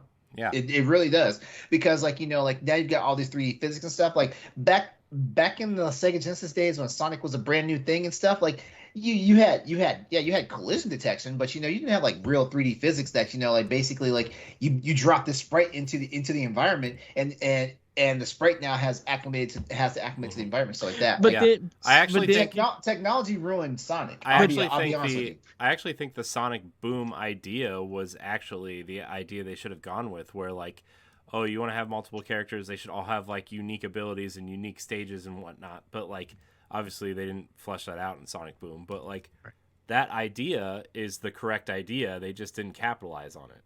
and then Sonic was built off speed and going upside down and the corkscrews in Sonic 2. It was always showing when he was going fast, but how Sega marketed. They didn't really market on the platforming aspect of it. I mean, when you think about those old Sonic games, though, when are the games at their worst? When you slow down. Exactly. When they put, and so like, that's my thing. At the same time, they're also at their best when he's in a ball. Yep. Yeah. You know what I mean? And- So And that's why I said I didn't have a problem with this gameplay, because they were showing all the speed, keeping Sonic fast and everything. So what is it? Yeah, but like, that is upsetting? I need to look at this trailer again. Like, but I feel like we spent way too much time talking about Sonic. Me too. But like, if you're having this huge open world, like, are there just going to be long stretches where like Sonic just runs super fast to the next area? Like, I'm not going to judge this game until I play it, right? And I actually play a lot of the Sonic games. I like Sonic a lot, in theory, but like, I wish they would take a different approach, and I think they need to kind of reassess what Sonic is and make a proper.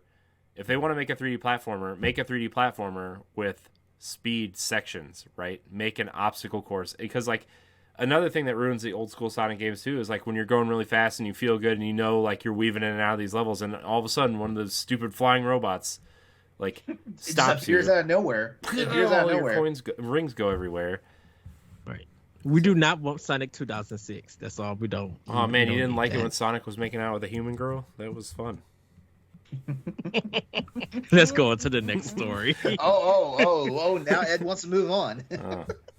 No, because then I'll be watching that Game of 4 playthrough and just be cracking up.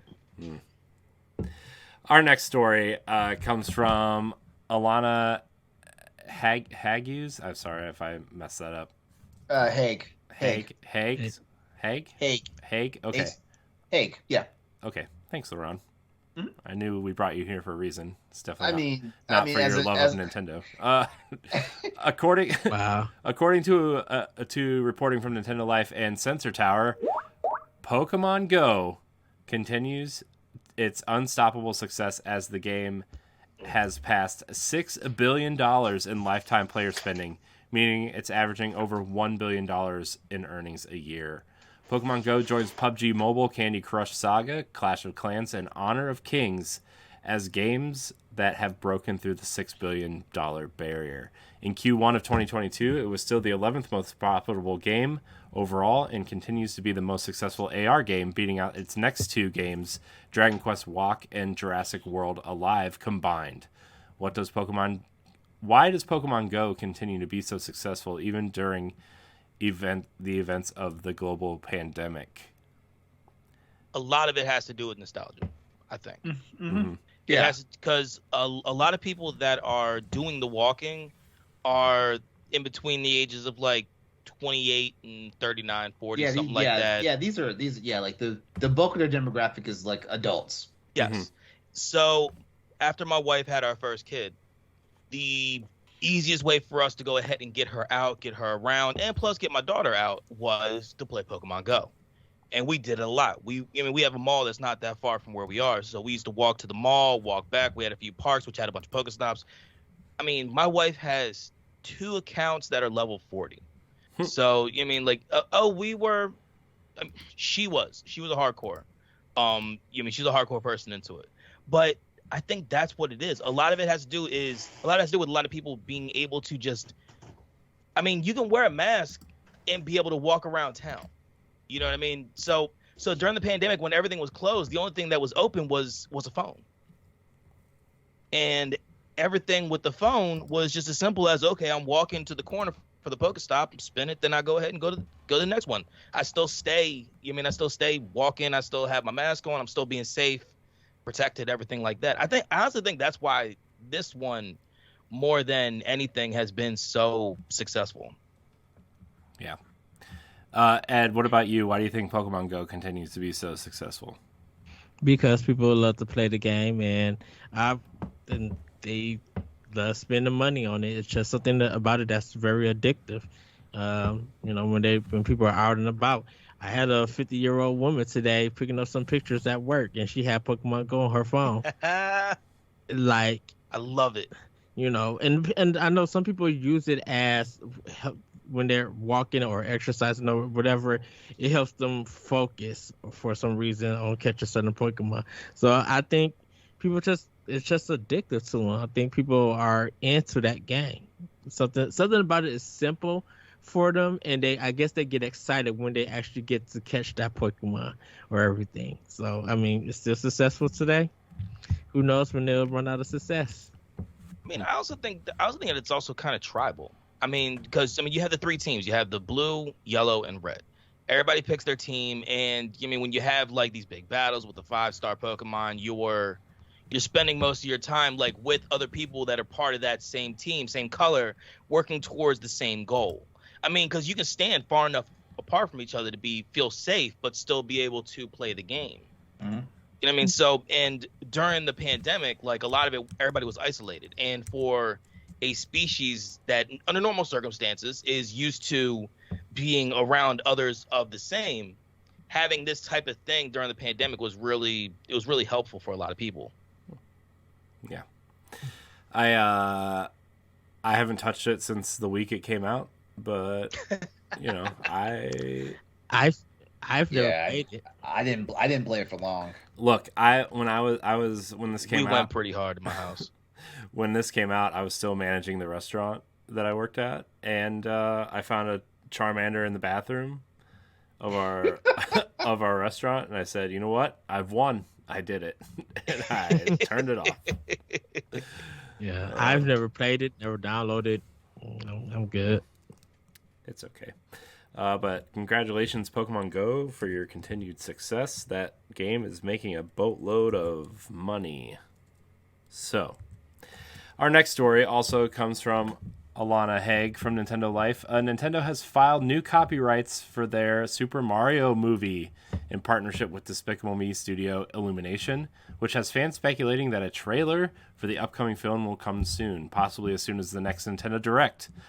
Twitter user Michael02000 found the copyrights for Nintendo Studios LLC and M Brothers Productions LLC, most likely associated with the branch of Nintendo associated with IP management outside of video games.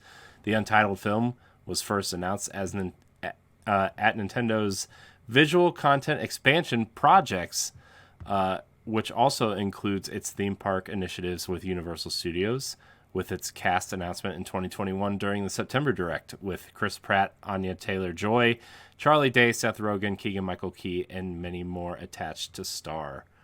Are we excited for a Super Mario movie, and are we excited for this theme park as well while we're at it? Let's start with the movie. Yes, I cannot wait to see this movie. I want to laugh. I want to be as a kid. I want to have my Nintendo outfit. I really want to go in and just enjoy myself with it. LeRon, what about you? Are you gonna see this movie? I'm gonna see the movie, but I'm not sure how quickly I'm gonna see the movie. I'm not sure if I'm gonna see the movie, like while it's in theater or when it winds up on a streaming service or whatnot. I'm not sure. Like my curiosity is there. I mean, and I'm trying to not be cynical about it because there's so much there to not like. In all seriousness, there's so much there to not like. But at the same time, I'm like we've been subjected to worse stuff. I mean, like the only way from here is up. In my opinion. If we think about all the You Were Bold movies that have been out based off video game properties and stuff like that, there you go. Like I mean, like everybody's got their knickers in the bunch. Because of casting decisions with this movie. I'm like. Mm-hmm. I also have my questions about it, but at the same time, I'm like, look, this cast doesn't look like it's gonna make it a bad movie. I just want to throw this out there. Would you listen to Charles Martinet yell as Mario for 2 hours? Hell no, because I always told myself if I wound up in E3 or something and I saw him, I was gonna punch him in the throat. I can do a few yip yap yahoos, whatever, right? I can handle that. But if you had to listen to him talk like Mario for 2 hours, yeah. Oh, trust me. Like it's one. Like back when Super Mario 64 came out, I thought it was the coolest thing ever. That like Mario finally had a voice, and then I started playing Mario 64, and I was like, oh my god. Like but the music's so good, but the vocal effects, oh my god! But we watched that cartoon for almost 5 years. What cartoon? The Super Mario show. But that wasn't him voicing those characters. No, it wasn't. I know, but hearing Mario as having a voice. First of all, I want to get Wes's take on this because he hasn't said anything yet. For the movie. I am cautiously optimistic for the trailer. I'll say that. I'll put it that way. I'm not going to sit here and say I'm full bore for the movie because I'm not the biggest fan of Illumination stuff. I'm not really a big guy on the animation style. Like, wait. What are they responsible for? What are they responsible for? Minions. Despicable Me. Okay. Were they part of Shrek also, or that's just DreamWorks? No, that was DreamWorks, I think. Okay. But it's like that is the only thing for me. It's just that I'm not I always make fun of Bethesda because of the way that their people are in every single one of their games. Like Skyrim people, Oblivion people are going to look exactly the same as Starfield. Like there is never going to be a difference. Mm-hmm. So I'm kind of thinking the same thing with this on how Despicable Me people are going to look as opposed to just putting them in, red and green shirts. I'm just curious on how this is all going to work out. The Toads are the new Minions, guys. I literally have a feeling that people are gonna probably compare it to like some of the cutscenes in Super Mario 3D World. Like, I doubt that. Like they're gonna be honestly, there are gonna be a lot of gamers out there that are going to see this movie. Expect Well, I don't want to speak for the masses, but I will say I guarantee you a lot of the gamers are going to go out there just to see if it's going to be a dumpster fire. They are. Yeah. But at the same time, a lot of them are also going to be watching it to see, like, can it capture the magic of this game series? Mm-hmm. Quentin Jackson's in our chat right now. He's saying, how well can a movie studio adapt such an outlandish title like Mario and put it in a certain direction? Look, are we gonna see more Koopa kidnaps Peach shenanigans? First of all, that's already gonna be a bad movie. That's already gonna be a bad movie. Yeah, if they go back to the old trope, like it's just gonna be like I'm probably just gonna roll my eyes. Yeah, the stuff. I think it's gonna be for the past 35 years. I think it's gonna be a bigger story. I think it's gonna be a bigger story. I think it's gonna be like a Mario 2 situation where like they're all the heroes and they all kind of it's like that's exactly what I'm thinking. Yeah, and so I bet there's gonna be a little jab in there where like Donkey Kong is obviously in it too, right? So. Mm-hmm. Which Donkey Kong was originally a bad guy at one point. Yeah. So I don't know. I feel like it's gonna be fine. That's gonna be my thing. It's gonna be fine. I think people are gonna make a bigger deal because of the cast about it. Like it's gonna be quote unquote bad because of the cast, and that's gonna be the end of it. I think it's. You know what? Hold on. Because like I'm sitting here looking at this cast, right? okay, so yeah, like we got Chris Pratt, Anya Taylor-Joy, Charlie Day, Seth Rogen, all that stuff. But they also remember when Advent Children came out, they actually used real actors Yeah. to voice all those characters and stuff like that. Come on, like I feel like people need to like not knock it so hard Also, because I mean everybody needs to realize that this movie is going to be for children, Yes. not grown 40-year-olds. Then I'm probably not going to see it then. Where do all the memes come out from this trailer? It always happens with Nintendo games. Every time there's a trailer, there's a certain picture that someone's gonna meme to death. And if you don't think that people are just like, oh, they're gonna take something from this trailer, they're gonna meme it to death, and that's gonna make more people want to go see this movie. So it don't matter if it's kids or adults or anything. They're gonna side of the internet culture. For some reason, just in my head, I'm seeing Donkey Kong. I'm seeing Seth Rogen throwing barrels, and you just hear Chris Pratt going, "You might try to figure out how I got here." Well, it's quite a story. Why do I feel like that's gonna be the start of the trailer right there? If it is, damn, I don't know. I'm 2 for 2 with Nintendo. I don't know what the hell's going on. but I'm in for a good ride. It's gonna be packed. It's gonna be probably the hit movie for that weekend. It's gonna be one. I feel like it's gonna be a very Chippendale thing to where you're gonna see a bunch of cameos. It is going to be Easter eggs like crazy for. If they take the Chippendale for us, yeah, it's gonna be. It's going to be that Renaissance and nostalgia for us. That's what I'm expecting. At some point, everybody's gonna go, oh shit, there's Daisy. Oh, and then we're gonna get people that are still part of Nintendo world, but not necessarily within. Like maybe we might see like some Smash stuff. I don't know. I have a funny feeling. Like it's going to be like the original Shrek movie because the Shrek movie had so many Easter eggs and it was so outlandish, but it worked at the same time. Mm-hmm. It's gonna be crazy. Like I swear though, if I see any scene where it's like the characters from the Mushroom Kingdom all of a sudden doing like a Matrix stunt, I'm out. I'm walking out. Look, if there's no Dennis Hopper as King Koopa Easter egg in here, no sale. I do hope that they have to do something. I know that Miyamoto is super heavily involved and he's not going to give any kind of leeway with this movie, but they better have a Goomba in a giant trench coat. But like when you open it up, he's just standing on a bunch of other Goombas instead of being. Goombas. Yes. Yeah. So. Or even he opens up and it's the micro Goombas. Remember Mario 3, the micro Goombas? Mm-hmm. He's staying. It's one big Goomba standing on top of a tower of micro Goombas. Yeah. They're all just spiraling around each other, making sure they can't jump. Yeah. Oh my gosh, Yeah.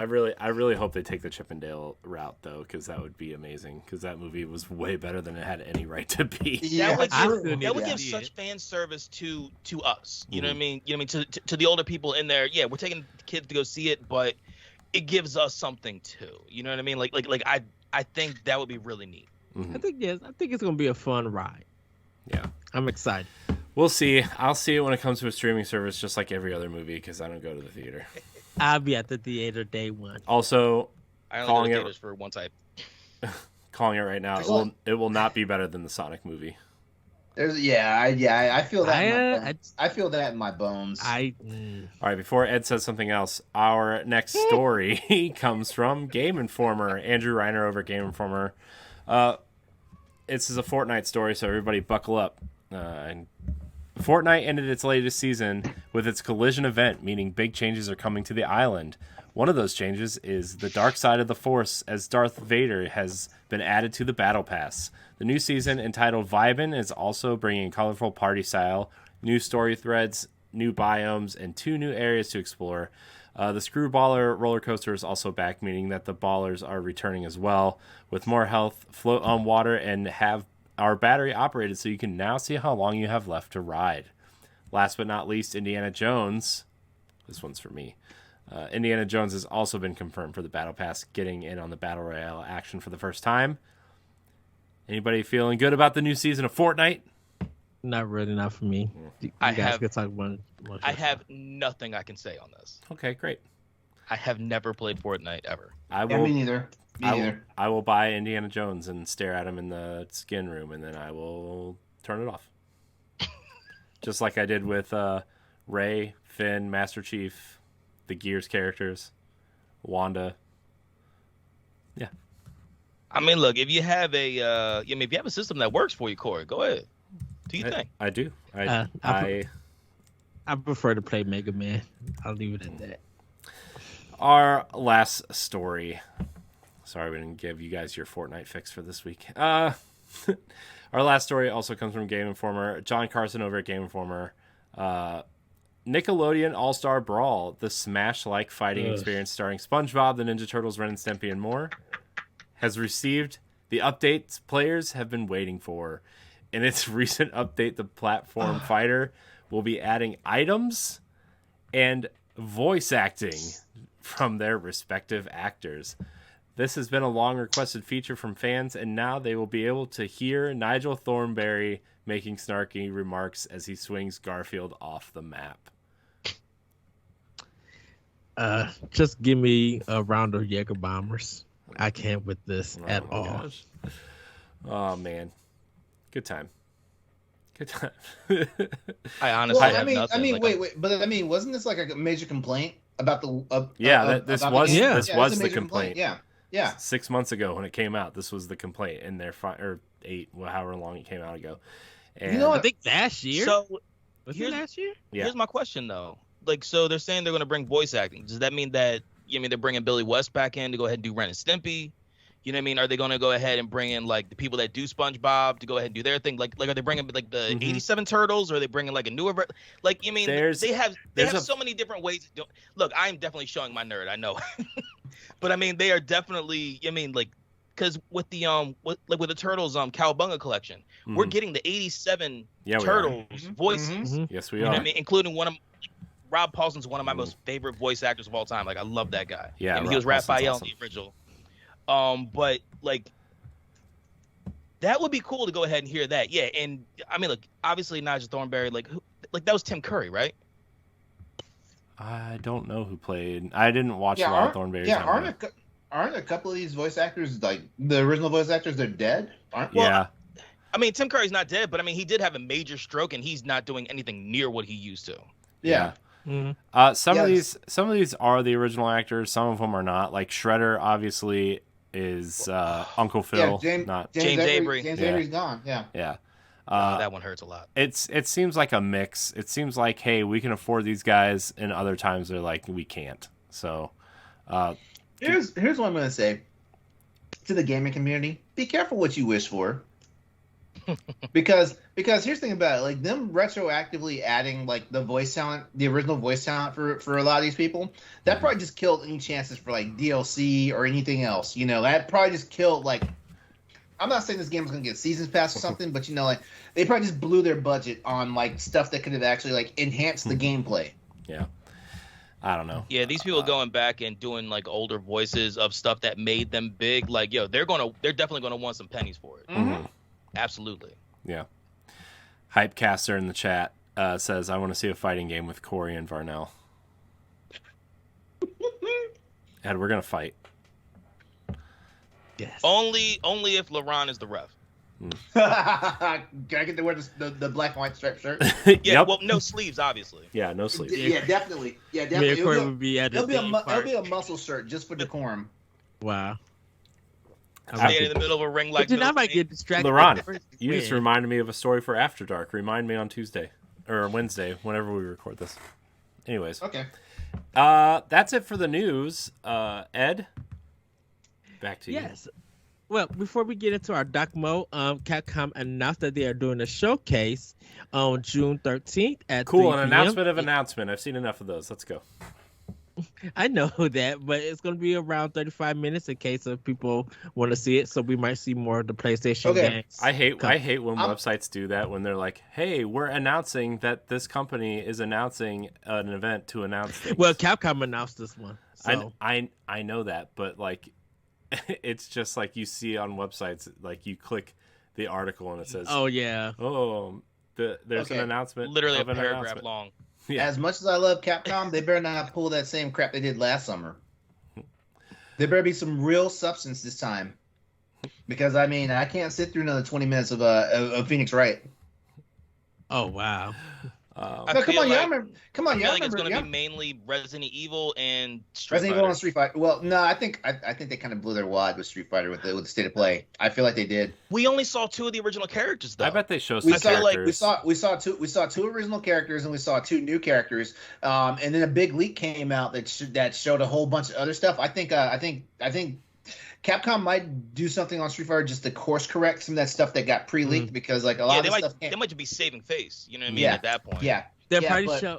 But I feel like what they did was like they already. I feel like they kind of already blew their wad on that. So it'll be interesting to see if Street Fighter 6 has a presence. So I think it'll probably be Street Fighter 6, Monster Hunter, Sunbreak will probably end the show, because that'll be releasing at the end. That dinosaur game that was on PS5. They need to leave that alone. And then the one game that with the girl that was on that robot, when PS5 first was The shown off. astronaut, Pragmata. Oh. Yeah, they may show that too. And maybe Ghouls and Ghosts Resurrection might get some DLC. Who knows? There might be a lot of stuff. But we'll see on the 13th. Yeah, I'm terrible. I'm terrible at predictions. So like, yeah. Well, everybody, you might as well get ready for this one, LeRon. It's time for Doc Mode. It's that time. Well, hopefully Corey does what I asked him to do. No. It's that time again, everyone. It's time for E3. No, I'm not doing it. What? E3? Huh? Ed, there's Wait, no did- E3. Did I miss something? Corey, you're supposed to do it. I don't know what to do. No, I'm not doing that. Nope. Boo. Nope. You're not fun. I'm not fun. I'm not fun. You're right. You are the Wes, fun one. What did we walk into tonight? What did we? It's You that know the time kids again. don't like when the parents fight. You know that, right? It's that time again, everyone. It's time for E3. Wait, you don't say? Well, it's time for a Nintendo Direct showcase, and of course, we're here to predict announced games, release dates, ranking predictions, and what snacks are we devouring while watching it. That's right, Elite Block agents. Welcome to the Power Block Prediction Blowout. Let's go. Well, okay. So disclaimer: I can't watch any more like showcase with you, Ed, because last time it was too much, and I was choking on my drink because you were way too animated for a voice chat that I couldn't even see you, but I just knew like you were bouncing all over the walls. It was like giving Roger Rabbit a cup of coffee. You were just all over the place. You can see Ed's face when he makes noises in your head, even if you can't see it, right? I mean, you could just, yeah. That's what we love about you, Ed, though. On certain days. No. I'm just kidding. Well.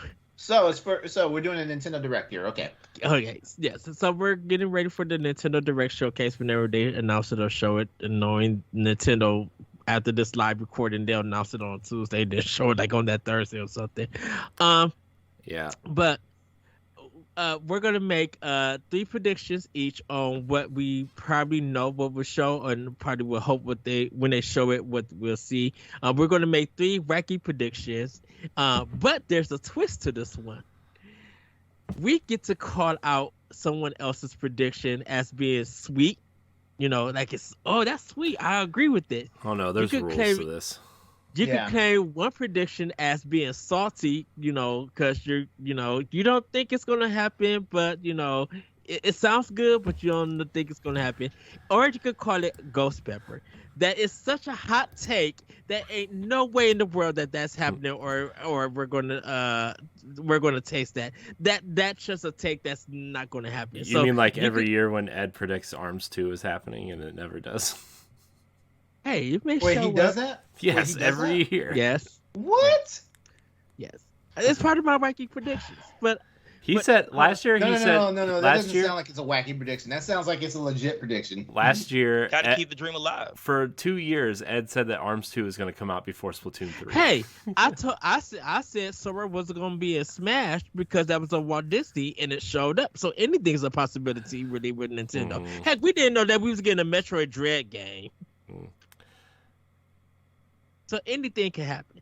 So we're going to make 3 predictions that, we probably feel like, yeah, that can happen.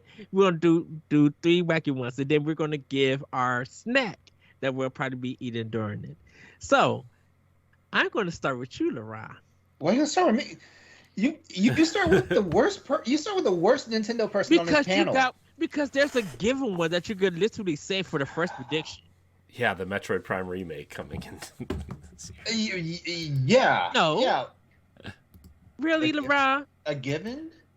It's a given thing. What have you been asking for? What we've been asking for? Advance Wars? Like, yes. No, don't do this to me. Like, I have not spoken about Advance Wars in weeks because I'm so tired. I am so tired of it. But what? What were you about to say? I was about to say, but it'll probably happen. So that's a given. I would probably do a couple of cartwheels if we finally get a date for this. But I've already like tempered my expectations on this because me and this game have history now. You know, as far as it being on the Switch. You know, and it's so fine. I'll say you're Advance talking Wars. to it like it's a terrible X. We have history.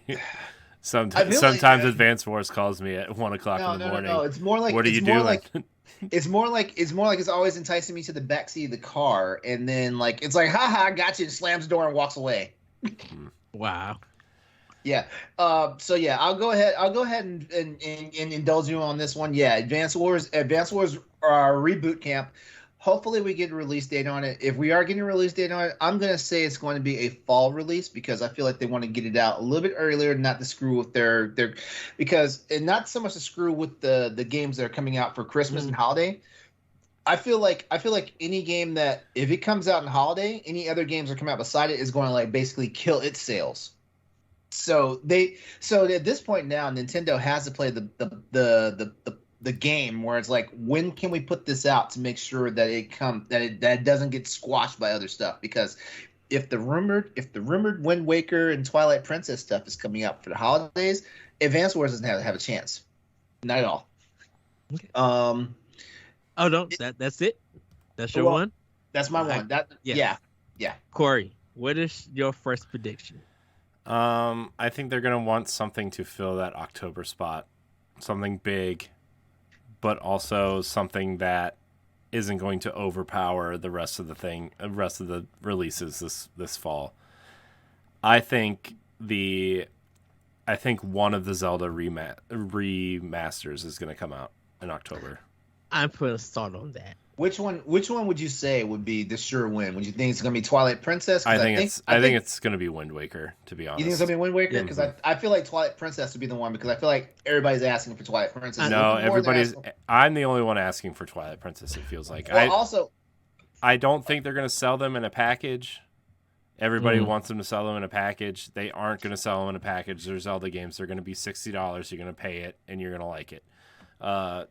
Wind Waker, I think, is the first one. I put salt on it. Good, because I like salt on a lot of things. Look,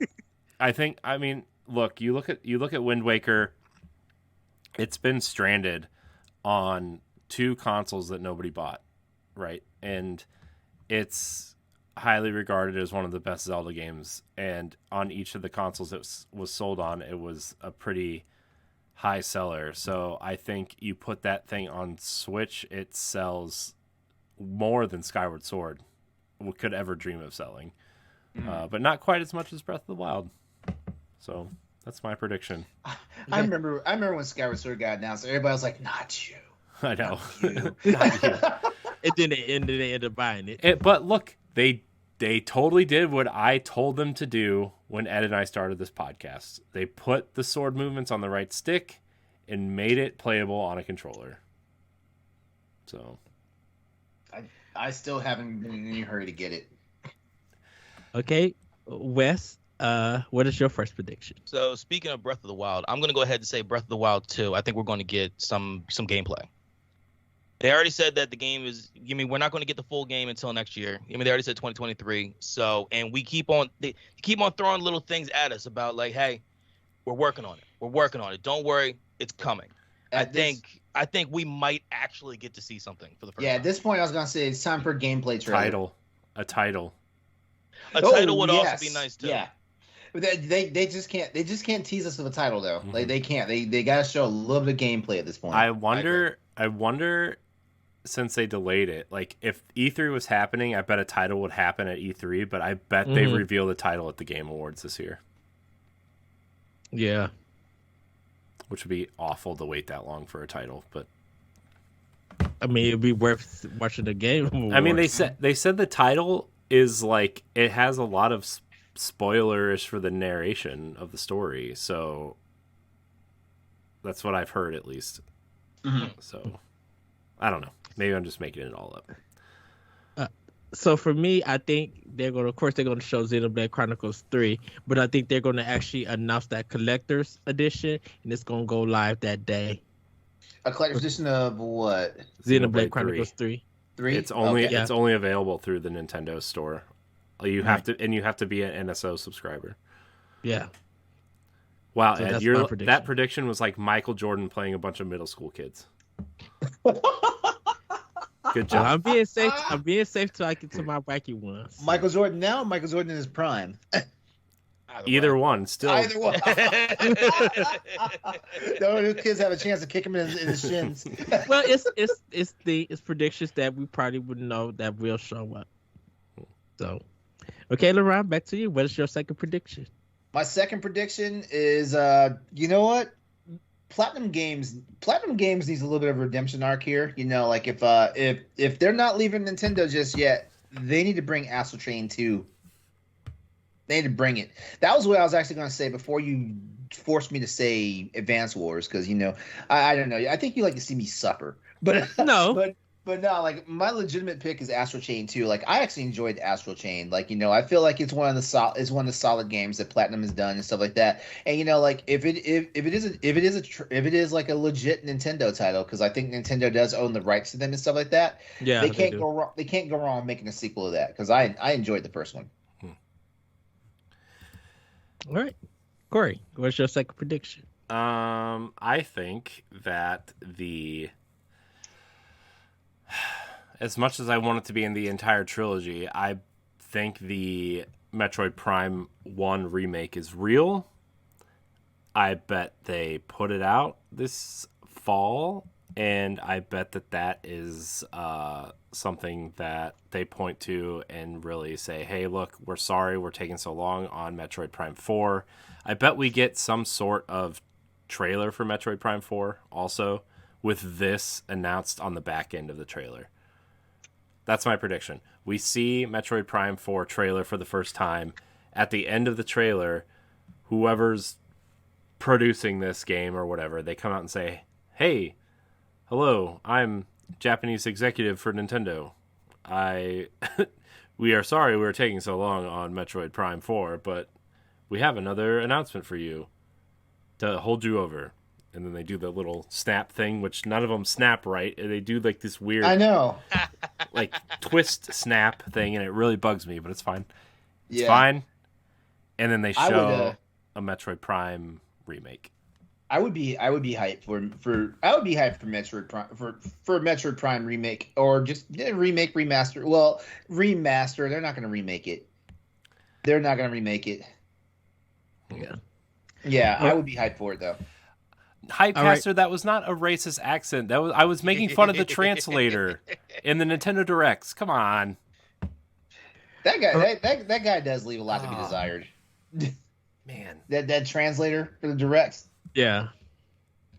All right, Rest, what is your second prediction? My second prediction is that we are going to get, I think we're going to get full evolution showings of the starters for Scarlet and Violet. So you have like the little ghost pepper, weird little apple one. You have the grass type that's a cat, and then you have the duck. For the water type. I'll tell you, if it's not muscular Donald Duck, we don't want it. Oh wow. Yo, look up. Honestly, there has been a beautiful thing on TikTok when the announcement first came out with the starters of everybody's iterations of what they thought it was going to happen. Like yo, some of them I'm looking going, that would be effing incredible. And other ones I'm going, I would ask for a return on the game if they actually did that shit. But no, I think if they give, because we're getting the game in November. we're getting Pokemon in November. Like they need to go ahead and start pushing more of this out to us. So that way they can really start, because it looks like this is going to be different than other ones. So I want to go ahead and see why. I want to see what actual, maybe what gameplay there might be, or like I said, or like the evolutions, because I can only imagine that the grass cat is going to turn into like some type of crazy ass grass tiger. I don't know. I'm not sure yet, but honestly, I think that would be insane. For me, I think they're gonna show more of Front Mission first, and actually reveal Front Mission 2. I guess so, because like the game, the first one's supposed to come out this month anyway. Yeah, and they haven't showed nothing for. Yeah, it, they have. really. We don't have a real date. You know what? Hold on. Power's on my Nintendo Switch. Like they'll get a pre-order right now if it's on the store. Yeah. So Keep going. Keep going. Here you go. This is Holy what hell. that's what Quaxley's gonna look like. Jeez. That's a real image Not from. expecting that. That was a mess. Exactly. That was a mess. That's from the new cartoon. Wow. You mean the new cartoon that's already been canceled? Yeah, well, it didn't get canceled. They canceled the one on the Disney Channel so they can make a new version of it for Disney Plus. Front Mission's still not on the store. Nope. Right. That's what I'm saying. That I Can't think run with that when animation style. I think when they show it for the Nintendo Direct, I think they'll give it like a date and then show Front Mission 2. Because they'll probably also do Live Alive. I know that's their next game that they're getting ready to release, or like they've been marketing. But I think that's what like Square is going to be doing. Because I don't think they're ready for Dragon Quest 12 yet. So, okay, LeRon, what is your final real prediction? Final real prediction? Yes. Final real prediction. God, this sucks. I'm terrible at predictions. I don't do predictions anymore. This is why I don't have the Crossroads prediction shows anymore. Let's see. Pick one. You know what? It's about time for a new like actual Mario title.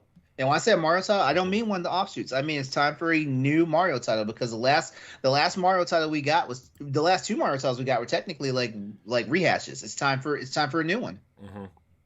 Yeah. It's time for a new one. I don't know. It's time for the next iteration of like the Super Mario 64 like game series. The part of that franchise. Yeah. My boyfriend and I tried to play Odyssey. We were not feeling it, so I feel like it's got to be something a little bit different than that, you know. I think back to the 2D. Huh? Wait, what? Back to the 2D or no.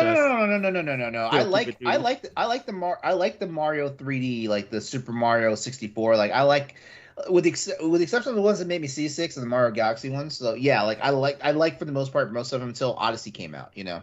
Let me tell you about a little game called Super Mario 3D World, LeRon, that might tickle your fancy. I have it. I'm of the heavy opinion that Mario Odyssey is really overrated, but that's my opinion. I can agree with you, because like it did not jump out at me, and I actually played one whole world, and I was like, I just can't get into this. Yeah, I mean that first world is not exactly the world you want to judge it by, but okay, well that's terrible for them. I feel bad. I'm so sorry for them. Hey, that's another thing too. Like your idea of how you want your level design to be can ruin your game. Mm-hmm. Yeah. There's a reason why, like in the old school Sonic games, like the terrible levels was like World 4 or 5, you know, and not World 2, you know. Well, it's the old God of War design philosophy, where you design your first world last when your entire team is running on the like all cylinders and knows what they're doing, right? Like God of War 2, the very first level of God of War 2 was designed. Oh man, you talking about the not the Kraken, what was it, the statue, the big big statue. The Colossus. I'm thinking the Hydras. My bad. Oh no, the Colossus. That was the first one. Yeah, that was the Hydra was the first one. Hydra was the first one. Yeah. But the Colossus, that whole level was developed in like the last 6 months of development, because everybody knew what they were doing, and they wanted the game to start with a bang, you know. Yeah. So, I know. Yeah, so I think a new entry in the Super Mario World franchise will do it. No, I'm sorry, Mario 64 franchise will do it. Okay. All right, Corey, what is your last prediction? Well, to play off of what LeRon said, the big rumor now is that the Mario Odyssey team is working on a 3D Donkey Kong game. And I think... See, I did not like DK Country. I did not like any of those games. I like the new 2D ones, Tropical Freeze and 3D... No, not 3D. Donkey Kong Country Returns, right? Yeah. Oh, the 3D one was on 3DS. Okay, never mind. And I think they're going to show that off for the first time. I think that's going to be their big new reveal. I don't think they're going to say when it's coming out, but I think they are going to announce it and show a little trailer and gameplay and whatever. All right, Wes, what is your final? This one, I'm not even entirely sure if this one really would go as just like the guaranteed thing, the thought process. But I'm thinking that we're gonna get our first look at the first paid DLC of Animal Crossing, because they already did. Did they not already do that? Yeah. When Nintendo Switch Online took off with the expansion pass. Yeah. Oh well, I'm better than I thought. I already Layup. knew something that already happened. Wow. Ooh. But in the same way, there's another game that you can't mention that follows that. We got Ed giving out hints and tips. Yeah, but I'm horrible at this stuff. something that you've been driving in the Mario universe. What? Another Mario Kart or a Mario Party? The new waves of Mario Kart DLC. Yeah. Oh. All right. They haven't showed the new tracks for what's supposed to be coming. Oh, that would be I can run with that. What Ed said. Ed, what you got? So I think there's gonna be a new Yoshi game. Salt. I don't know. There's already been 4 Kirby games on the Switch, so a new Yoshi's Crafted World is not out of the realm of possibility. Yeah, I don't think that's an E3 announcement. The most annoying Mario character ever. But they did it. They did. No more Yoshi games. Like the appeal of him is in Super Mario Yoshi's Island. That's the appeal.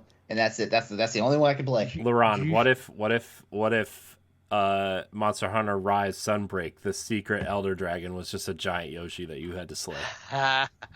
Do you know how fast I would stop playing and wait for Monster Hunter 6 to come out? Do you know how fast? No. You know, that's the one thing I've always... Stop lying, because you already know that you're going to gear up and you can finally get to take Yoshi down. And cut him. He gonna do it again, and again. I will only do one mission, because as soon as all those noises start happening, I'm like, oh god, suck you up, man. Just I'm sorry. As far as all the noises, as far as all the voices and sound effects go, Yoshi has always been, in my opinion, the worst one.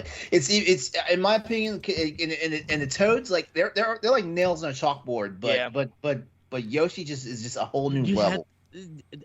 Look over Yoshi as a character and and just go for the level design and their bosses, because man. No, because you know what? I already dislike the fact that every time a game from a game franchise comes to a Nintendo system, Nintendo has to inject their stuff into it. Yeah, I'm looking at some why is Bayonetta dressed up as Peach? Why? Why is Anna from Tekken? Wearing the Zero suit? I can actually answer that. They all asked Nintendo if they could do that, and Nintendo said yes. Platinum Games asked Nintendo if they could do that, and Nintendo said yes. Ed, shut your mouth. Shut your mouth. We don't need facts here. Do not ruin this headcanon I had going on. No. I'm just saying. You asked, and I just answered. Yeah, but nah. They make Yoshi a freaking Elder Dragon or in Monster Hunter. I'm done. Sunbreak is ruined. Wow. He twerks in the new Superstar game. Wait, what? This? Like when you because my wife plays as Yoshi more than she plays as anybody else. It's just one of these There you go, things. Core. Right there. There you go, Core. That's Corey's attempt of Fortnite dancing. Yep. Oh wow. I tried it. So yeah. Okay. So side tangent about that. My daughter watches this kids cartoon called Bluey on Disney Plus, and Oh yeah. and there's like 2 or 3 episodes about flossing, and Yeah. when I try to attempt to floss, my daughter thinks it's the funniest thing, and then she tries to hit me because I am not good at it. I don't even try.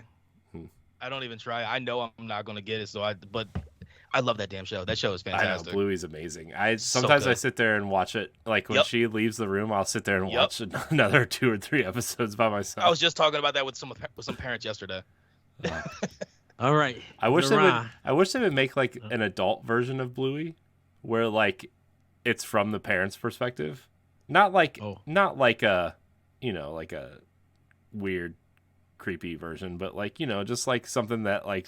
I mean, they are dogs. I know, so but it could get a little strange. Yeah. Well, LeRon, it's time for the Wacky predictions. What is your first Wacky predictions? Ooh, first wacky prediction, huh? It's funny because I had like all these wacky predictions going, and then like as we were doing all the serious stuff, they kind of like just ran out of my head. First, you know what?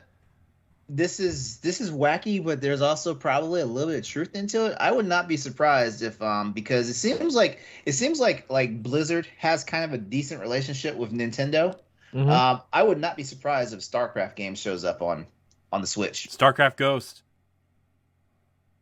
Okay, that's even wackier than what I had. Which is supposed to be on. Was that supposed to be N64 and GameCube? I Mhm. think. That's what's on GameCube. That's what's on GameCube, PS2, and Xbox. Like Mhm. it was gonna be a multi-platform release. It got canceled, right? Mhm. Yeah, it got terribly Okay. canceled.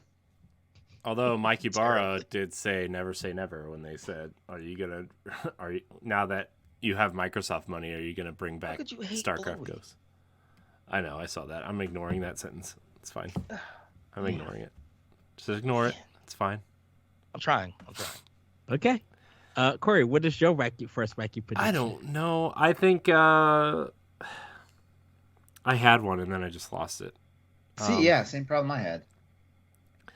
Maybe we'll get that crazy Star Fox Metroid crossover game that was rumored for the Wii U. It never came out because the Wii U didn't sell any units. I didn't even know that was a thing. Yeah, it was a huge rumor for a long time. Yeah. All right. Wes, what is your wacky prediction? What could I say? I'm having a hard time with this one, to be honest. Like I'm trying to think about something that's more Nintendo centric. It could be third party first. It don't have to be straight Nintendo. It could just be anything. All right, something wacky. All right, how about this? We would go ahead and get a new IP exclusive to Nintendo that is coming from Moon Studios, who are the people who make Ori. Interesting. Okay. I don't know about wacky, but that's definitely out there. I mean, I know they're already making. I mean, they're working on doing something that is for both the other big consoles. Xbox. Well, I mean, they normally work with Xbox because I mean, Ori was exclusive for a while, but Yes. I mean, but now their new IP they're working on, they're doing it with the thought process of also putting it out on PlayStation 2.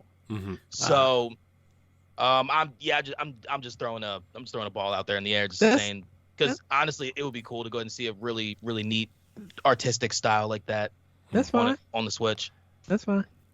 I think Final Fantasy VII Remake is coming to Switch on cloud Through cloud? with the DLC through cloud. A cloud version of cloud. With the Cloud. DLC. Yes, I think. I I think had to add Nintendo. that icing. I think Nintendo would get all of that before Microsoft gets it.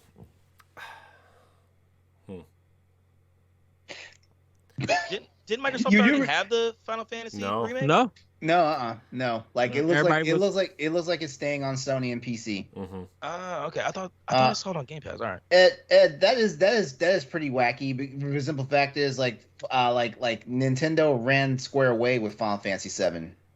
Yeah, but all those games are on Switch. All right. Yeah, they I are mean- actually like the I mean, like the old school ones. Yeah, and shoot. Look, Kingdom Square Enix Hearts. Kingdom Hearts 3 came to Switch via cloud. Final Fantasy 7 is not that out of the realm of possibility. Also, Oh, no. Control and Hitman 3 are also via cloud streaming.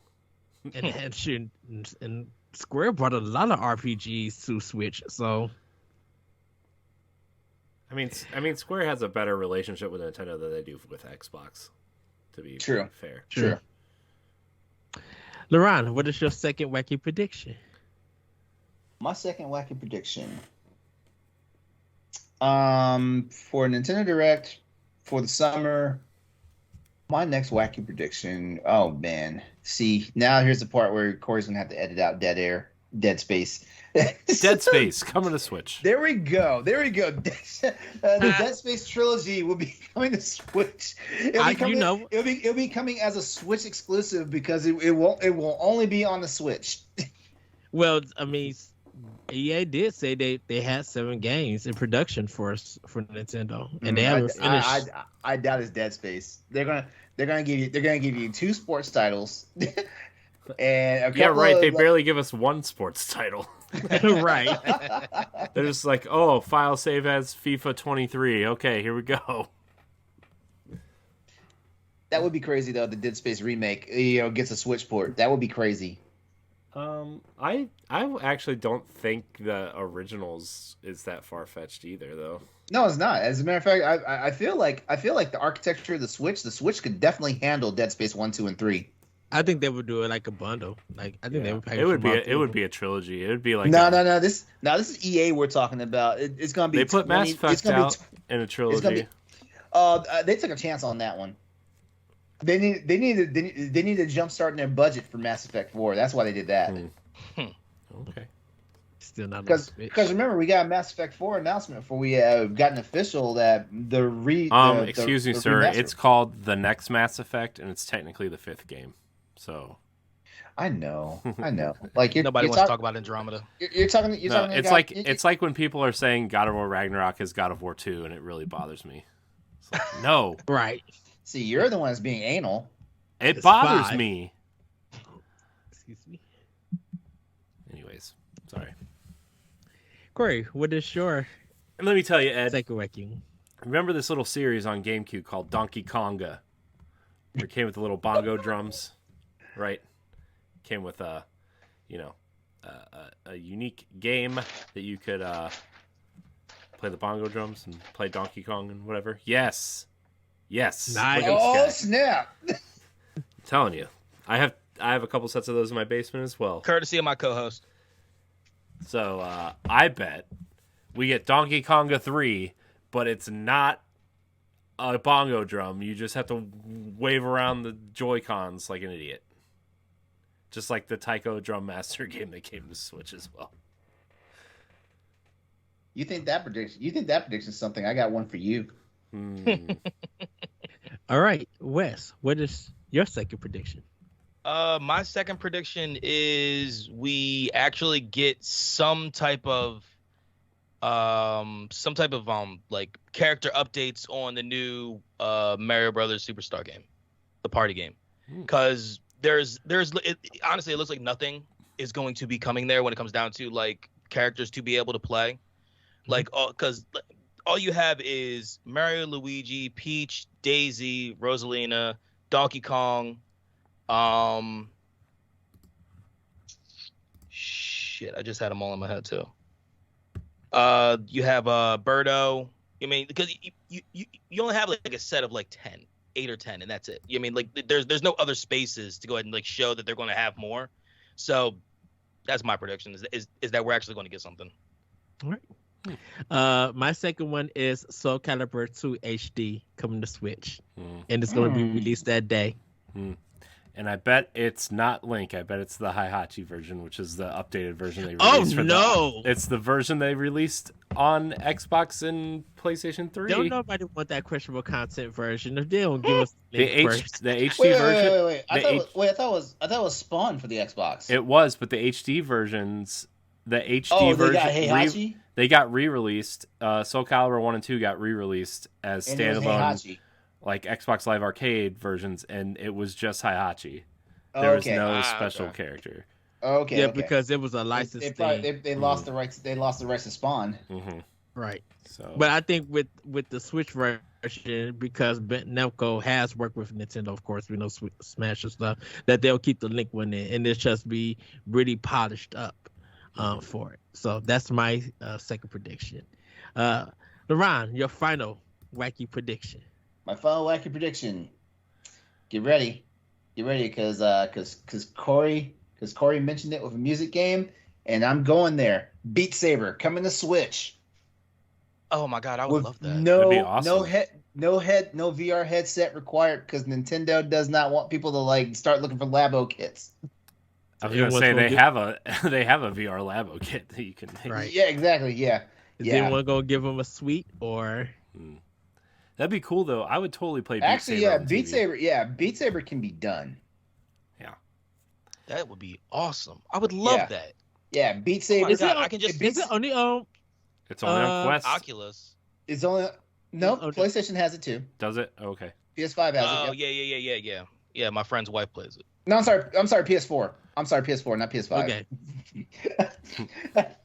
I was about to send somebody into a tailspin saying it was on PS5. Yo, that would be insane though. Like I'm just picturing my kids with just trying to play, and then with complete access to the store and everything, so you can get all the DLC, just like it's day one if you wanted to. And then my beautifully lovely wife, who is white as hell, going ahead and doing it. My God, it would be fantastic. All right, Corey, what is your final wacky prediction? Man, I don't know about a third wacky prediction. I do think we're gonna get a slew of third party announcements, like probably ports of some sort. But I think there's gonna be another Ubisoft crossover Switch exclusive announced, other than Mario plus Rabbids. I think it's going to be like something really weird. Beyond Good and Evil meets. I mean, whoa. That would be... Look. Could you imagine Mario meeting the pig? That nasty ass pig in the in Beyond Good and Evil? Oh gosh. It's going to be, man, I don't know what franchise they would cross over with though. Something like like a Captain Falcon first-person shooter. I don't know. Wow. All right, Wes, what is your final wacky prediction? All right, I'm going real far out there. Resident Evil Village coming to Switch. Ooh. That's probably coming anyway. Like Capcom's been whoring that game out massively lately. Surprised you skipped 7. They will skip 7. Well, I bet 7 comes anyway. Well, 7. Wait, 7's not on the Switch? No. Oh, 7. I thought it was. In Japan, they put a cloud version. See, that's what I thought. Okay, yeah, that's why I was like, 7's not on the Switch. But they haven't made it. It hasn't made its way to the West yet. So here's what we can believe in. Right now, this current iteration of Capcom right now, they're gonna do whatever they can to whore out Resident Evil, Street Fighter, and Devil May Cry 5. Do we think Street Fighter 6 is coming to Switch at all? No. No, I feel like that game was a little too high power. Well, I don't know. It's running on the RE engine. Yeah. But So it's a possibility. Yeah, but they couldn't get Resident Evil 7 to run on the Switch. But was that RE engine? Yeah. Yeah. And then Okay, I didn't know. That was the one I think that created the engine, I think. I think you're right. But RE does not stand for Resident Evil. So despite what people think. Yeah. I don't know, because I know the one for Monster Hunter Rise is a modified version of it to get it to run on Switch, so I don't know. Yeah. I don't know. Be cool though. Okay. So Wait, isn't that Ghosts and Goblins game running on the RE Engine too? Like, I don't have the Switch version. I don't have any version. I don't know. I do not know. So my final wacky one is Switch is getting a remake or remaster of Dino Crisis, a remaster of Silent Hill, and Bloober Team is doing Eternal Darkness 2. Whoa! How you gonna throw all that into one prediction? Just let them fail. It's fine. Dude, that's cheating, cheater. Also, Bloober Team is working on two games, and one's already announced, and one is a Silent Hill 2 remake rumored. So they won't be making your Eternal Darkness. Don't believe that. Don't believe that. Dude, it's so easy to believe. Get a mediocre horror team to make a mediocre horror game. Wow. Damn. There was some shade right there. Exactly. There was some shade. I'm just kidding. Everybody works really hard. LeRon, what is your snack? Your one snack that you will be eating during the direct? Peach rings. Peach rings. Mm-hmm. Because I'm holding out hope for like a new Super Mario game. So peach rings. Okay. Nerd. Corey. I would have to say the snack I would like to eat the most during this would be, I don't know, probably something real boring like cookies or something, but like like an ungodly amount of them. You know, like you get just a tower in front of you. Yeah, you know, like you eat the whole kind of thing of double stuffed Oreos, you know, in one sitting. It's, you know, the cookie itself is kind of boring, but if you eat the whole package, it's pretty impressive. So I was about to say that's respectable. That really is. Right. What about you, Wes? What is the snack? So, hands down, it's going to be them jelly beans, them Starburst jelly beans, because I have another full 3-pounder sitting on top of my fridge. Oh, come on, just share the wealth. Just share the wealth, man. Can I get a crumb? I also got some peanut butter M&Ms as well that I'll munch on as well. So I thought I had a sweet tooth. Like, look at you, dude. Right. I'm not even bad as opposed to other people that are around me, man. For me, I'm gonna eat a gyro. Have me a good old meal because I'm probably gonna be you said snacks. You didn't say. Yeah, you said snacks. You got a whole meal. It's Snack-Tendo. We would talk about anything with food with Snack-Tendo. Just because I said snacks. This isn't Snack-Tendo. This is E3 predictions. You said snacks. If I'm gonna eat real food, it's gonna be like a pepperoni pizza or a giant burrito. Exactly. That. You said snack. Solid. You did not say lunch. You said snack. He said snack. You said what are you snacking on? Most people don't snack on a whole meal. They eat a meal. I'm gonna snack you in the face. God, look what we have to put up with every week. Oh. Well, I'll eat. If I'm doing snacks, of course, it's gonna be Twizzlers pudding peel or the Twix cookies and cream bars. Mini bars. Those are sold out here, man. The cookies and cream Twixes are nowhere. It's the new one. Is this part of the COVID shortage? The new one now is the salted caramel Twix bars, and they're not good. Yeah, they're not good. No. Are you talking about the little like mini bag? I'm talking about all of them. Really? You can't find them anywhere around here. Yeah, Dude, cookies and cream Twix has ruined every other Twix bar and every other candy bar for that matter for me. It has. Yeah, they discontinued the mini ones, but I think we still have it. I'll see tomorrow. Yeah, but everybody, that has been our predictions. Surprised no one. I only got one salty, and Corey got one salty. None of y'all wanted to use y'all go so sweet. Oh, surprisingly. Okay. I spent so much time trying to think of the. Of them. I told you you had the wrong. You definitely had the wrong crowd with me because I'm like I suck at predictions. That's what it's fine. It's fun. Because for example, like that Nintendo Direct where Square Enix decided to have a field day. Like I would have loved to have seen that when it was live. Like Corey, you remember you and Stephanie remember me when you were like, hey, did you said Direct? And I was like, no, what happened to Direct? And I was there watching. I was like, Front Mission. What? Front Mission 2? That one literally threw me off.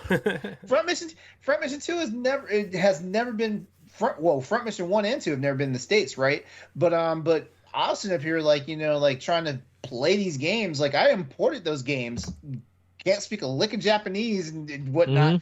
Imported those games, and then I just found, and then because you guys know I modded my Vita. I found an English patch version of Front Mission Alternative. That is the hardest one to find. Wow. Oh wow. Oh, you put that on your Vita? Oh, nice. I also found an English patch version of Police Knots. I heard that game wasn't that good though. Well, I will find out soon. I haven't tried it out yet. I'm still busy playing Einhander. It seems like I put all those games. All those games. I'm so salty that you're playing Einhander. I want to see it on your Vita screen. Einhander. You know what? I know how to screen share. I know how to screen share to OBS. So I'll do a stream one playing Einhander. That game is hard. It is. That game is hard. Wow. That's what needs to come to Switch. I want the remake of that game come to and watch the show. Square, you know what? Square does disservice. You know, it's like we stray from God's light. ever so much that Square hasn't put it on like the PlayStation Store or whatnot. You know, we Square. And this is the only shooter this is the only shmup that Square has ever done, and it is a gem. It is a gem.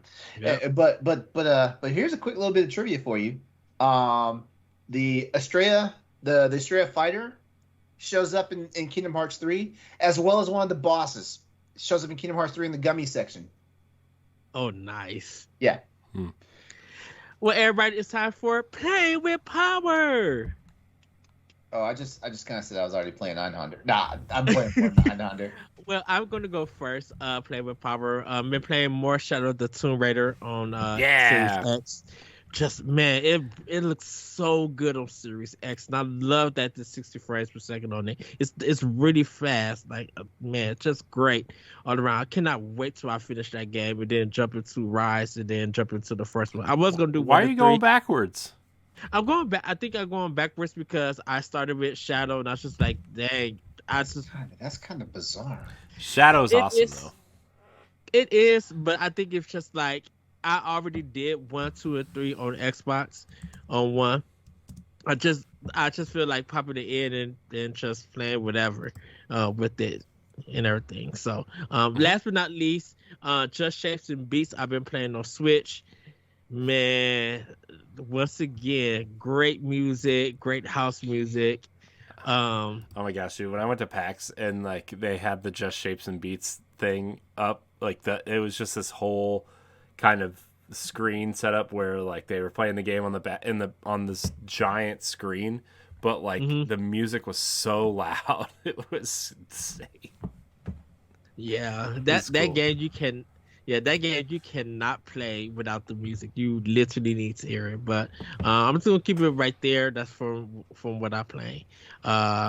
Corey, what have you been playing with Power?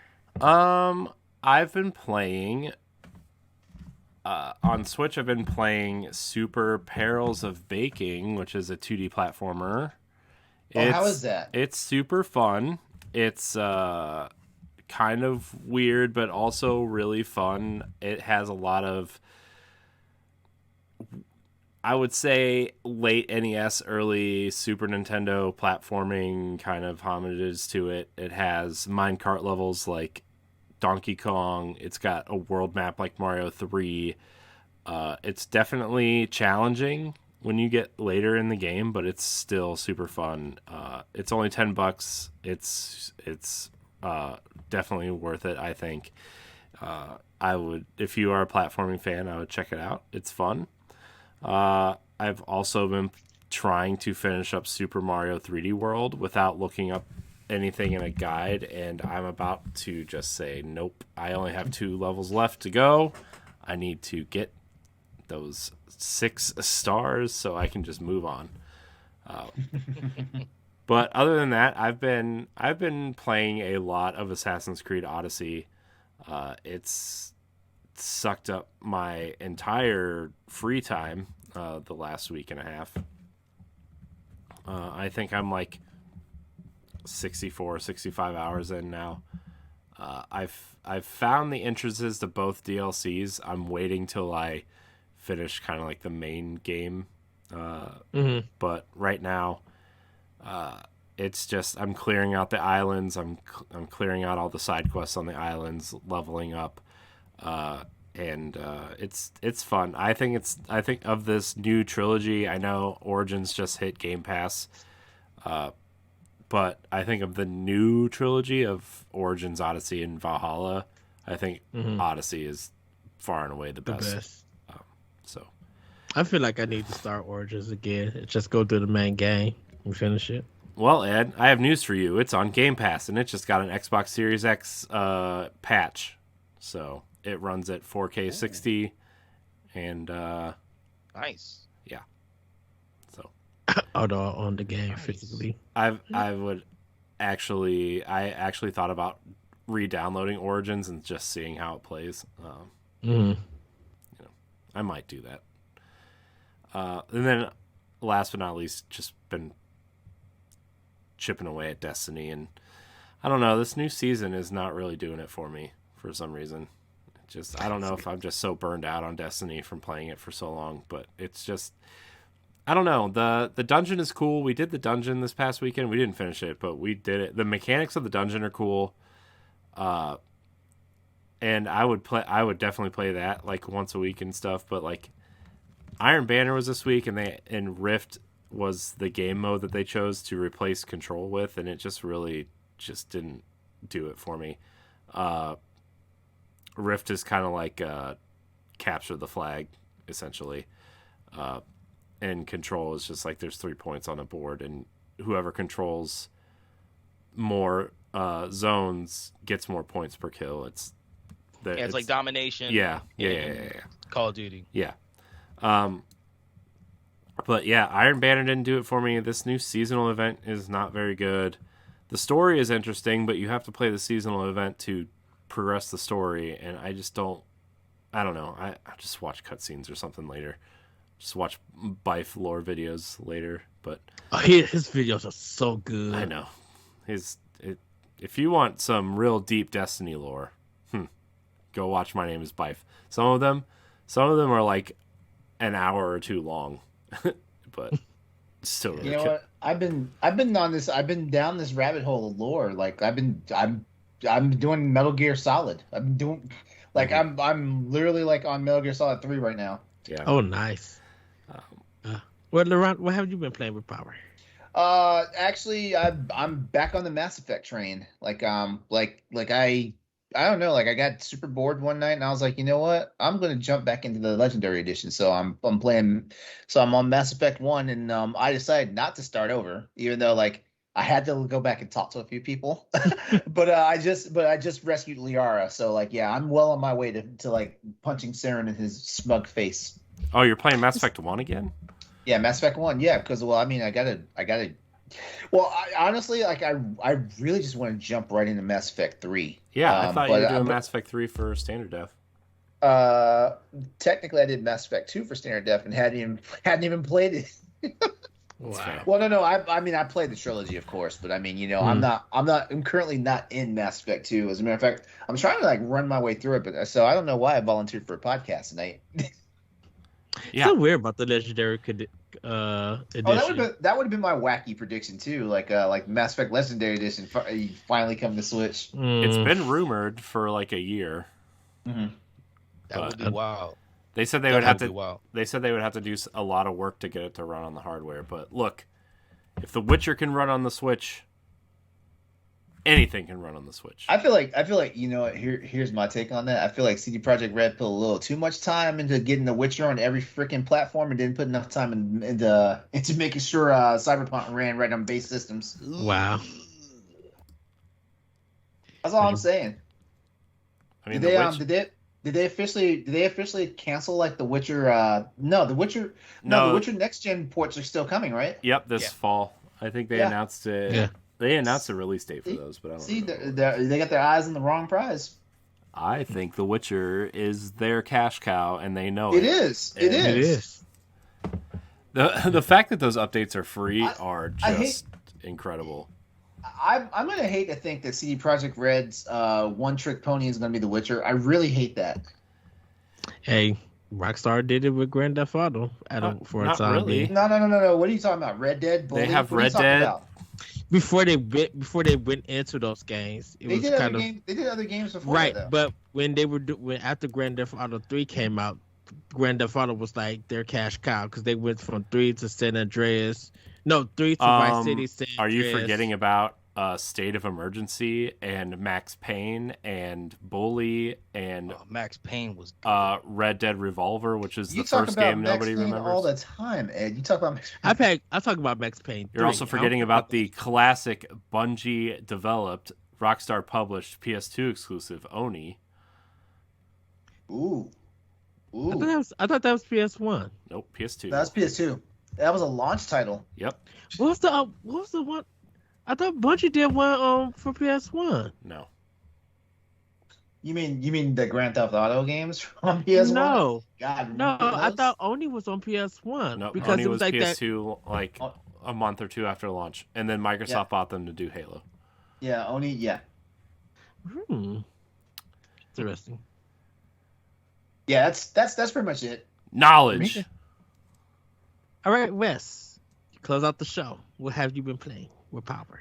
All right. So with my wife, I am playing the Mario Superstar Party game. Like I said, I've been loving it, having a really good time. It brings you back to a lot of the classic worlds and a lot of like they bring back a lot of the classic games as well between the Super Mario parties. You mean the older ones like N64 and like stuff like that.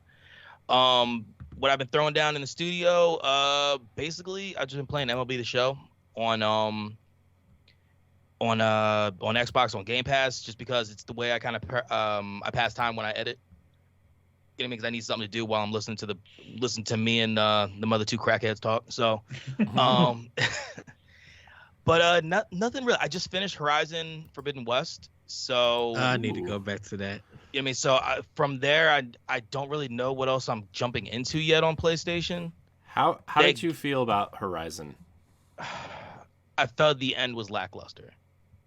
I felt the end of Forbidden West was very lackluster with what they were trying to build up to. Mm-hmm. I'm hoping DLC gives us more, because everybody's been screaming about stuff like that. It's gonna be coming out soon. We're gonna hear something about DLC. But did you feel like the story was dragging at a bit? Like, did you feel like at some points it drags, like moves along? Certain parts, I mean, depending on how you wanted to play. Like, I maxed out my character before I even did like the last few missions, so I was like level 50, and it took nothing for me to take these people out. I mean, I was kind of hoping that they would scale up to my level as well and kind of make it a little more difficult, especially with like towards the end. Yeah, but it didn't really work out that way. But I mean, the story, the dialogue was probably some of the best in the game. Like the graphics were absolutely incredible. I love the way the machines looked. All of them, the new ones looked so good. All the little weak points and just how they made the armor look, it just looked fantastic. Like I said, it was just the end just felt lackluster to me. Yeah, I know one of the complaints that I have for it, I think it was just Aloy just saying, I have to do it, I have to keep going. And it's just, and at points I'm just like, okay, you guys are getting to Naughty Dog territory where you just dragging stuff on for no apparent reason. It reminds me a lot of for like the CW, like the Flash, always being the fastest, always trying to be faster, always trying to be the fastest man alive, and everybody's always faster. It's like, dude, you're not, just chill. Relax. Yeah. But yeah, no, like I enjoyed so much of it, into which that like I said, the end just it didn't sit right with me. I was kind of hoping for something a little more of like how the first one ended. You know what I mean? To where like things felt you felt good about what you did at the end of the game. Like I really didn't have that with the end of Forbidden West. Yeah, I just gotta jump back into it and just like power through it and stuff. Yeah. Oh no, you absolutely should. Absolutely, 100%. Yeah. Well, everybody, that has been it for Nintendo Pop Lock. I want to thank you, Corey. Thank you, LeRon. Thank you, Wes. In fact, Wes, where can we find you? You can find us at our website, which is consolegamingcrew.com, or our email, consolegamingcrew@gmail.com. Our Twitter is @consolecrew. Our Twitch is CGC Podcast. We normally Twitch every Monday night and Friday night. Monday nights are normally myself and a few of my friends. We normally hit like Alien Fireteam Elite or Battle Rock Galactic has been kind of the current one, which actually is a really fun game. Much more fun than I ever thought it would be. And then Friday nights have turned into a fun Friday to where myself and my co-host, we played NHL 22. We played Chell, like they're online playing against other people type thing. And we're going to start bringing back in Freaky Friday, which is something we've been doing for a little while. I believe I'm going to be playing Until Dawn fairly soon. Ooh, nice. So we're going to turn the lights off in the studio, and it's going to get freaky. Let's do it. Okay. Nice. LeRon, where can we find you? Look for me everywhere at Exodus803. So EXODUS803. That's social media. That's Twitch and YouTube. That is my PlayStation Network and Steam IDs. Also, Tuesday nights, 8 p.m. Eastern Standard Time on my Twitch channel. The Crossroads Podcast Show. We talk about PlayStation, PC, and Xbox games and have general discussions about a whole bunch of stuff.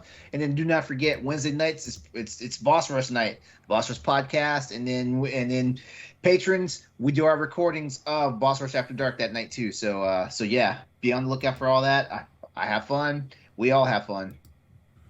All right. Corey, where can we find you?